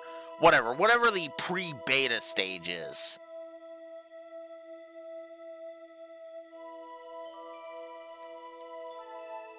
Yeah, but that's all it is like little slices.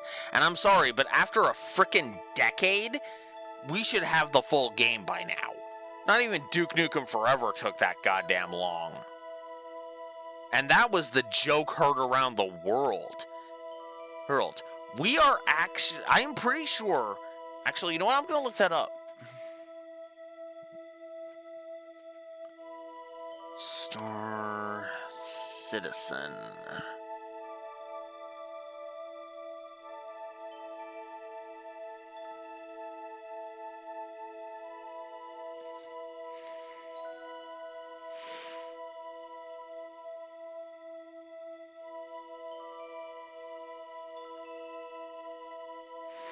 Announced in 2012. Okay, so so it's been crowdfunded. It's been getting crowdfunded since 2012. Oh, okay. So there was an early access version. So it's still in. As far as I know, it's still in early access.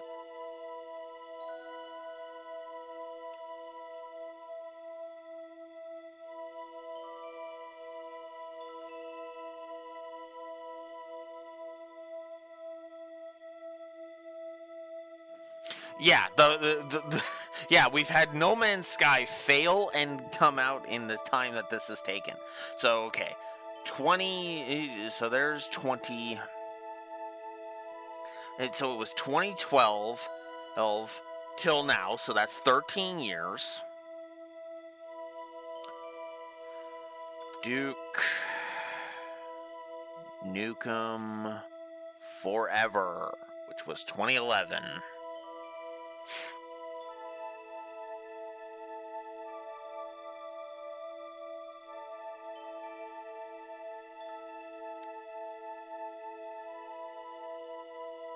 $14 years. So, if Star Citizen doesn't have the full version by the end of next year, it will have been just as long as Duke Nukem Forever took. because Duke Nukem Forever took 14 years. This is year 13 of Star Citizen and basically being in early access. In fact, I'm actually going to check that. Let me just boot up Steam real quick here.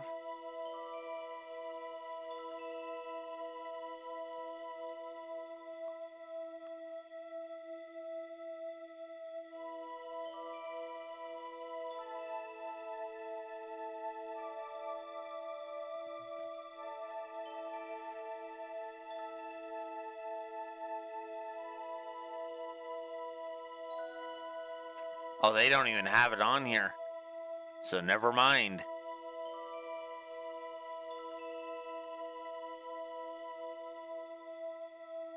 It's not even on Steam. That's how much of a goddamn scam it's been. Jesus.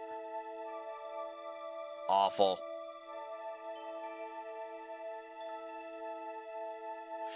But anyways, let's stop ranting. I'm actually gonna go get myself another drink, and I will be right back.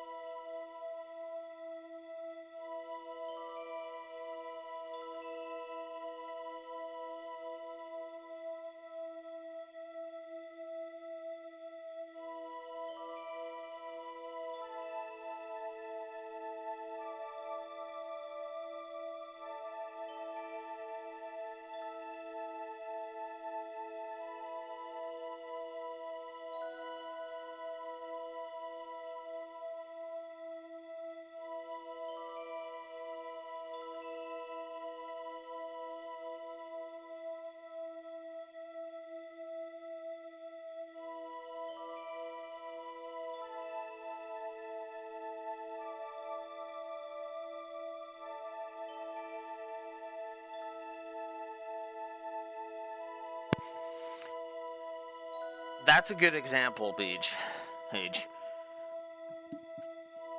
because, not to put too fine a point on it, but the people who made Diablo, the people at Acta Blizzard who actually made Diablo 3 put time, effort, and care into Diablo 3. And I agree, it is a fantastic game. Like, I'm like, seriously, the do I agree with list is gonna be like with FF6, where the audit is gonna take me like probably the better part of an hour.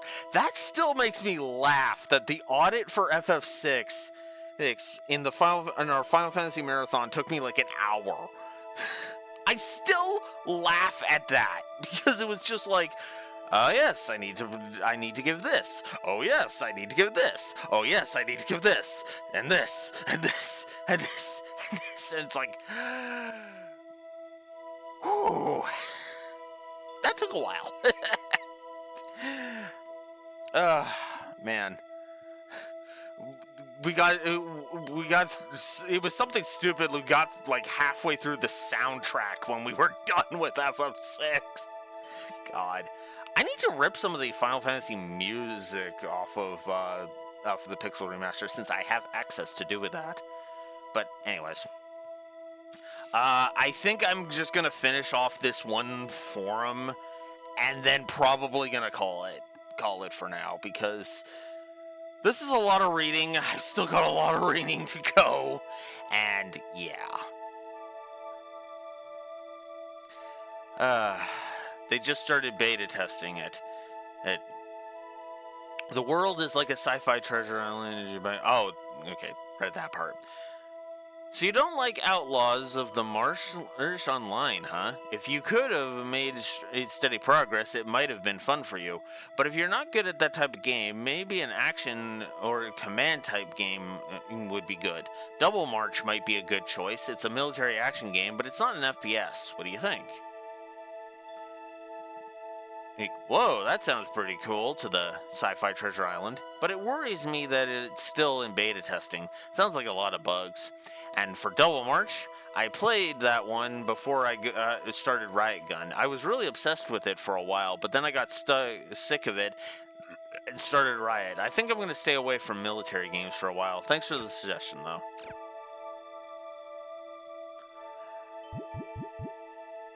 Ooh. Okay, I think I'm going to get through at least all of these, and then I'll call it, because I really do need to phone, I need to phone the loan company. And just ask them a simple question. Have you heard the news about the new International Space Station? It looks like the group is actively taking names for the space station. To make a suggestion, you have to be an elementary, middle, or high school student. So, do any of you students out there want to make any suggestions? If we participate, everyone will know our age. Oh, well, it's okay. I'll go first. All for one. Okay, count me in as I started the topic. How about unison? It means the sound of the same note. Like everyone's tried to should try to work together, you know? What about village? As in, we're all just one big village. How about that, lol? My idea is yarn. Yarn is like a string. I thought it would be great if the whole world would be as one through this one string. Alright. Creepy, to be honest. Oh god, this is something that I struggle with a lot. I always thought there were a lot of scary people around these days, but what I saw in the news today convinced me even more. I guess you called those kids with sunglasses online junkies. Doesn't that just scare the life out of you? Whenever I see that, I think of an old movie. I can't remember the name of it. Definitely. I feel bad saying it because of how I earn my living, but it is scary. They all look as if they're all in the midst of being brainwashed or something, lying back with those awful sunglasses. This is in a dark little room. In a way, it's too perfect. Huh? You work for CC Corp?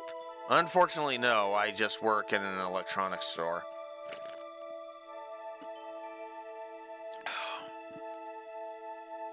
And in response to the I think of an old movie, is that the one where you see aliens when you put on sunglasses?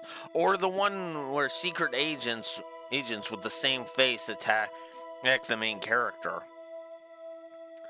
Here. And in response to, they all look as if they're in the midst of being brainwashed or something. Excuse me, but I'm one of those people. But I don't do the things you see on the news. I'm not slick enough to be surfing the internet or playing a game while walking at the same time. In response to the brainwashing comment, I've never been to an internet cafe before, but that's how it is in those places. That's awesome. Now I want to go and see for myself.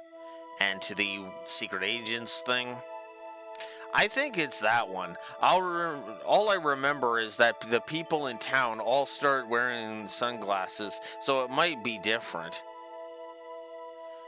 Then it must be the one with the Secret Service guys. And NP. Okay. Okay. Age limit. Is this fair? I think everyone knows that the age restrictions for games, for offline games, have become more strict. But I think the way they've handled things lately has been wrong. Naturally, I think there should be a policy against mindless portrayals of violence, but I don't think they should go crazy about it either. It reminds me of things like Drama Queen. Does everyone know what I mean? Oh no, I predict another heated discussion from Anonymous. Anonymous, I think you've answered this thread yourself. Lately, the way, in response to the way things are handled, I agree with that statement. However, the enforcement policy has just recently been changed, so I think we should give it a little more time. Hey man, Drama Queen. Drama what? Did I miss something? And then Drama Queen, in explanation from Ace. Please forgive my presumptuous, but I'll try to answer Drama Queen in answer. Drama Queen is an incident that occurred in 2015 with regards to textbooks. I mean, that term existed before that, because, you know, being a drama queen means you know, you're worrying over nothing, basically, and raising a fuss when you don't need to. Cinderella was used in a second grade Japanese language textbook, but many parents felt that the material was inappropriate. Here are two basic reasons. Possibility of promoting bullying, a scene where Cinderella was abused by her stepmother as well as her sisters, and discrimination. The word Cinderella itself is already discriminatory. What?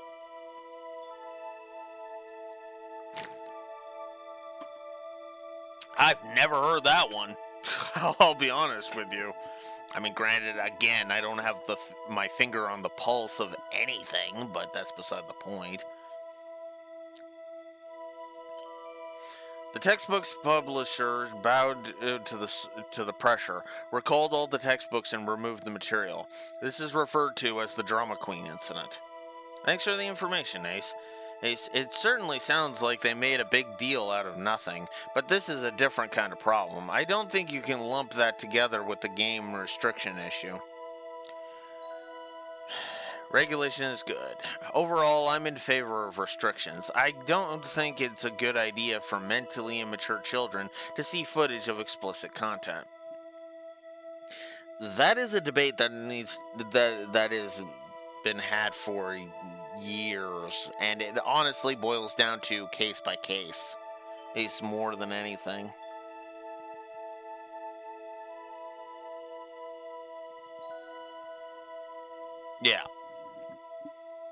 Yeah, I understand that one, and yeah, it's scary how some of the predictions were kind of accurate.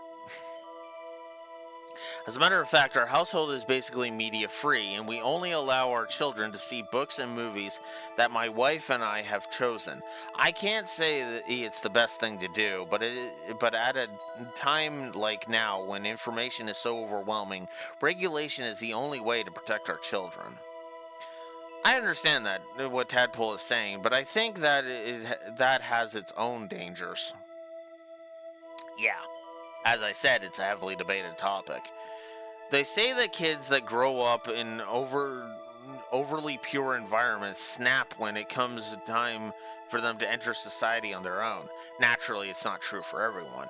My associate is just like that. He grew up in a house just like the one that Tadpole is describing, excuse me. But he throws away money like crazy. His bank account is always empty by the day after payday. Oh, I know that feeling.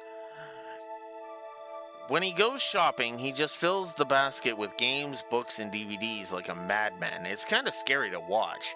Whatever it is, it's best to do it in moderation, I think.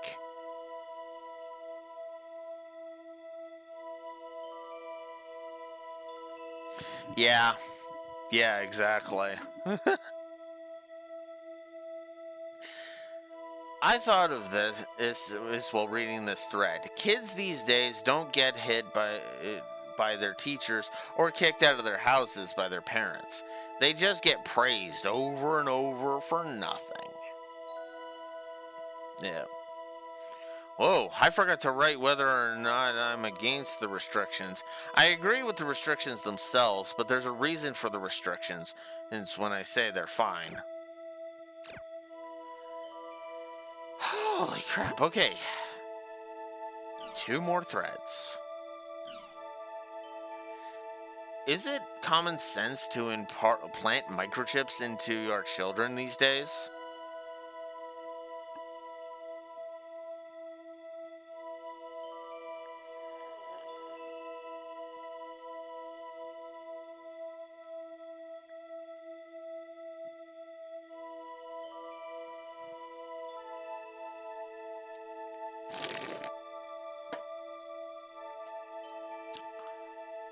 Oh boy. I just want to remind you, Anju, this was a time well before microchips would have been as ridiculous, where this idea would have been even more ridiculous. I'm not even gonna touch. I'm not even gonna touch the whole microchips thing. Yeah, we chipped animals when the game came out. So that's I don't know. I'm not even gonna. That's why I don't even want to touch that.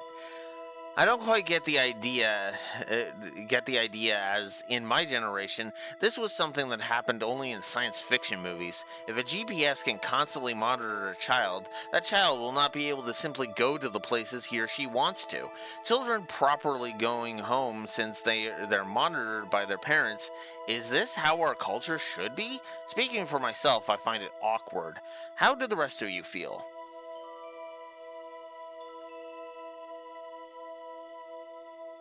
Yeah, and honestly, that's as far as I kind of want that to go, if I'm honest. It's like, yeah, having my phone on me, makes that make sense, Also, I need to go check something. I will be right back.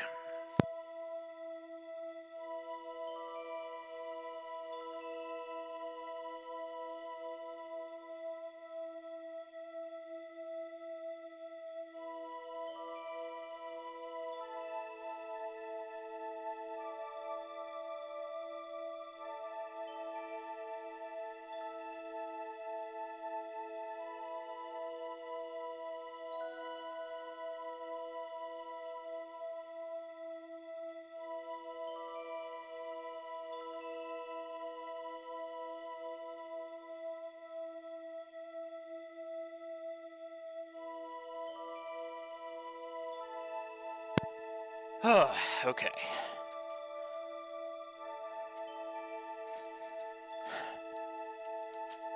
Ugh. So, yeah.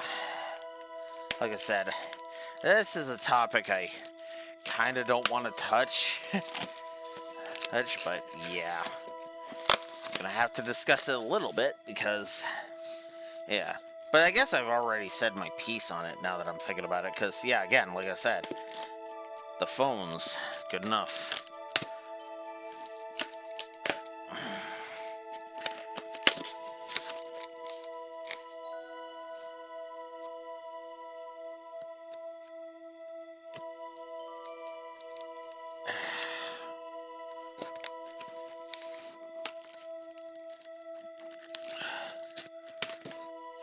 Oh, is that not? Huh. I guess I misunderstood it. Okay. Ow. Good job, Alex. You smacked your own foot. Ugh.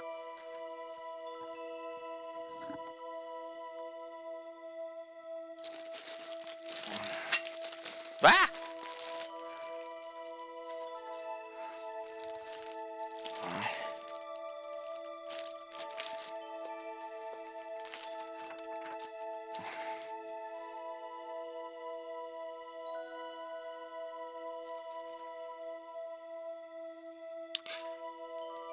Ah. It is an involved project. Okay. I see. Ugh. Alright, gonna save that for off the screen.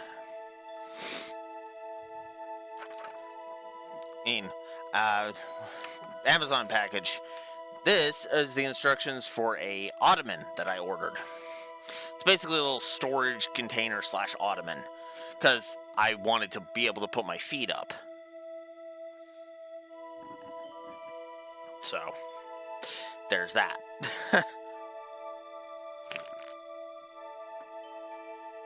Anywho, let's get through this forum so I can construct that. Nice to meet you, Applestar. I'm a mother of a single child. My son entered elementary school 2 years ago. At the time of enrollment, the school had handed out manuals and other necessary documents, as well as promotional material for microchips and security calls.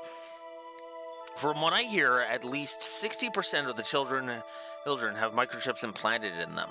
Of course, it would be ideal if a parent could accompany their child to and from school, but very few families can do that these days. I have my hands full taking care of my father, so I can't go pick up my son. Naturally, my husband is at work too.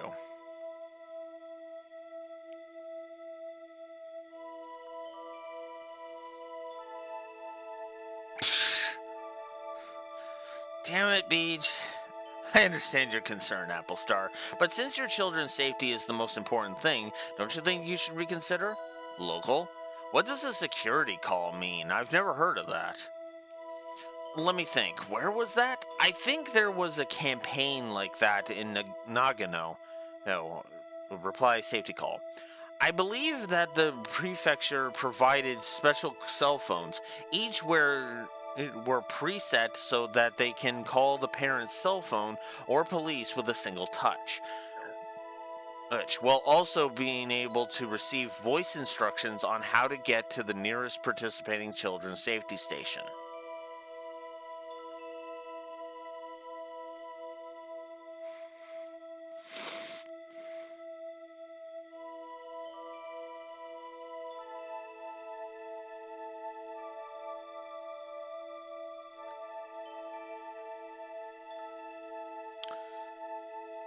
And yeah, the idea, if I'm understanding this right, it's basically a police station. Like a kid could go there, and a person would be like, "Okay, here, let's figure out where your home is," kind of thing.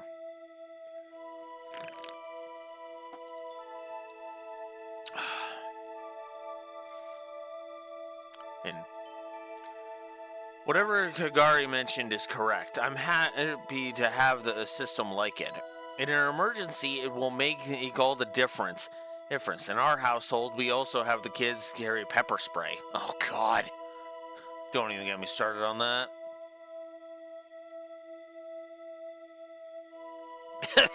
What's a police station? Jesus. You're making me feel old, Rexor. If police stations no longer exist.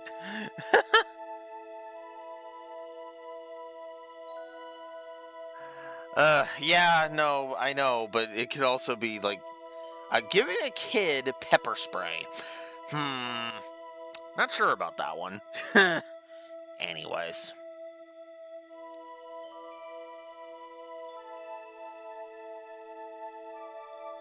Yeah, that's true. Baby's Ken's mom. I heard that the Nagano government is officially addressing the problem of children's safety, but I didn't know it was to that extent. Well, there are a lot of horror stories about the decay of public safety, but is it really so bad that parents have to monitor them while they go or come back from school? Isn't that going a little too far? Applestar, once something has happened, it's too late. You have to take whatever precautions you can to make sure it doesn't happen. Yes, but there's certain precautions that are just insane. I don't know what you're all talking about, I'm sorry, but there's something that I want to say, so here goes. A few days ago, I went with my mother to get an a microchip put in me. Hey, I told my mom I didn't want to, but she wouldn't listen. She said it was for my own good, but I just don't understand what was for my own good. On my way home from school, I stopped by a friend's house, but I got an angry phone call from my mom. I was just trying to get back the DVD that I lent. On the way home from cram school, I stopped at a convenience store in order to talk with my friends. Again, my mom called and yelled at me.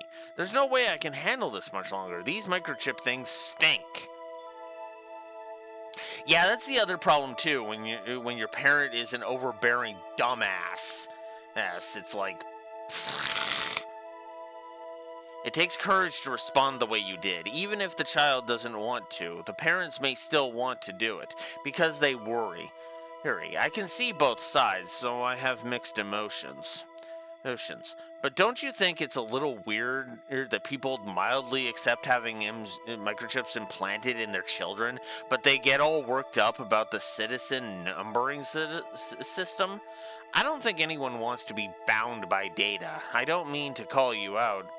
But Baby Ken's mom, how would you have felt about having a microchip implanted in you when you were a child? We all wish there was less crime, but we can't hope for much under the current circumstances. But even so, instead of relying on the most convenient solution, I think we need to find an answer that is good for both adults and children. Yeah, this is actually a really, really chilling discussion, and god damn.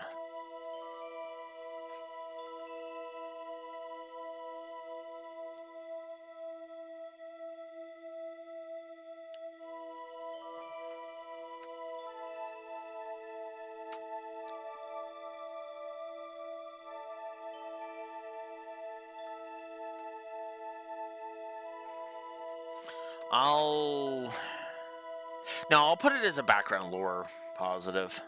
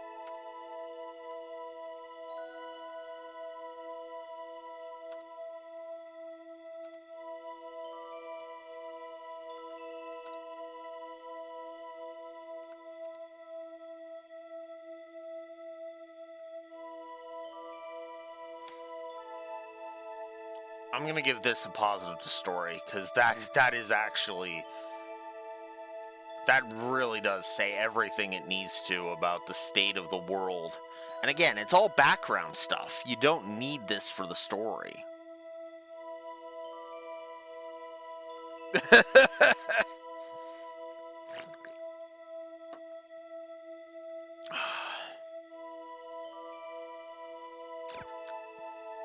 All right, one more, and then we're going to be done. Want to buy an M2D. A new model has been announced. Is everyone going to buy it? I've got a simple question. When did CC Corp get into the home electronics business? I'm suspicious of this open pricing thing. I bet it'll be expensive. The retail price will be a bit high at around $420, but it'll be worth it. That's what I heard anyway. Hey, I admit it will be worth buying, but if you don't have the money, you don't have it. Jeez. I don't even know what it is. If you want money, you got to work to earn it. By the way, I always put $5 into savings each week. I wonder too about the whole getting into the electronics business. But there's usually a jinx against companies that suddenly jump into new ventures. I don't want them to go bankrupt because that means I wouldn't be able to play the world. I hope CC Corp earns a bundle. $420? I hope that includes tax. I mean, a little more than $400. That's too much. Yeah, get the jokes out. It's just a state of mind. Concentrate. If you feel like it's expensive, it's expensive. If you feel like it's cheap, right? Relax your mind. Nope. No matter how I look at it, it's expensive.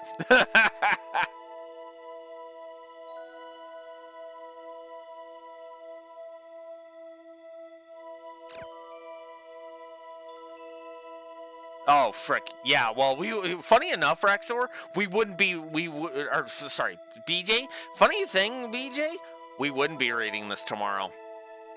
Remember, I'm going to be out of town tomorrow. There's no stream tomorrow. Oh, for me.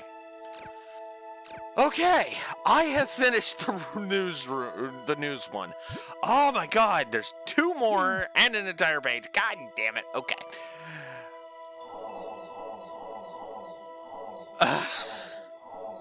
This has gone on a long time, so I'm gonna save. I'm gonna whack a cat.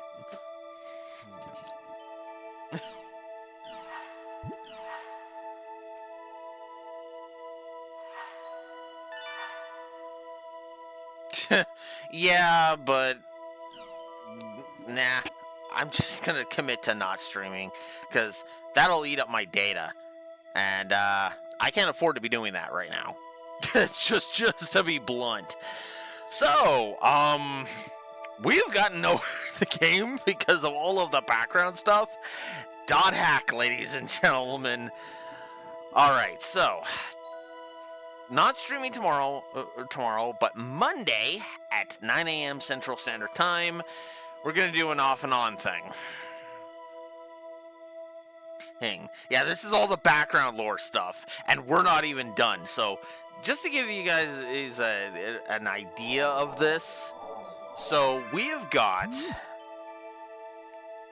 So we've got the 2 entire sections here. Here, I don't even know how that is. This whole big info page here that I'll read. And then we have all of the news capture stuff. Which has a whole bunch of stuff to read. Oh, God. So, yeah, we've still got a lot to go. Monday's stream is probably going to be all of this. I mean, Online Jack is part of the news capture, so there's that. But regardless, like I said, I got to go make some phone calls. Monday at 9 a.m. Central Standard Time, I'll be back, and we will explore more background lore stuff. Also, an idle animation for the menu. Interesting.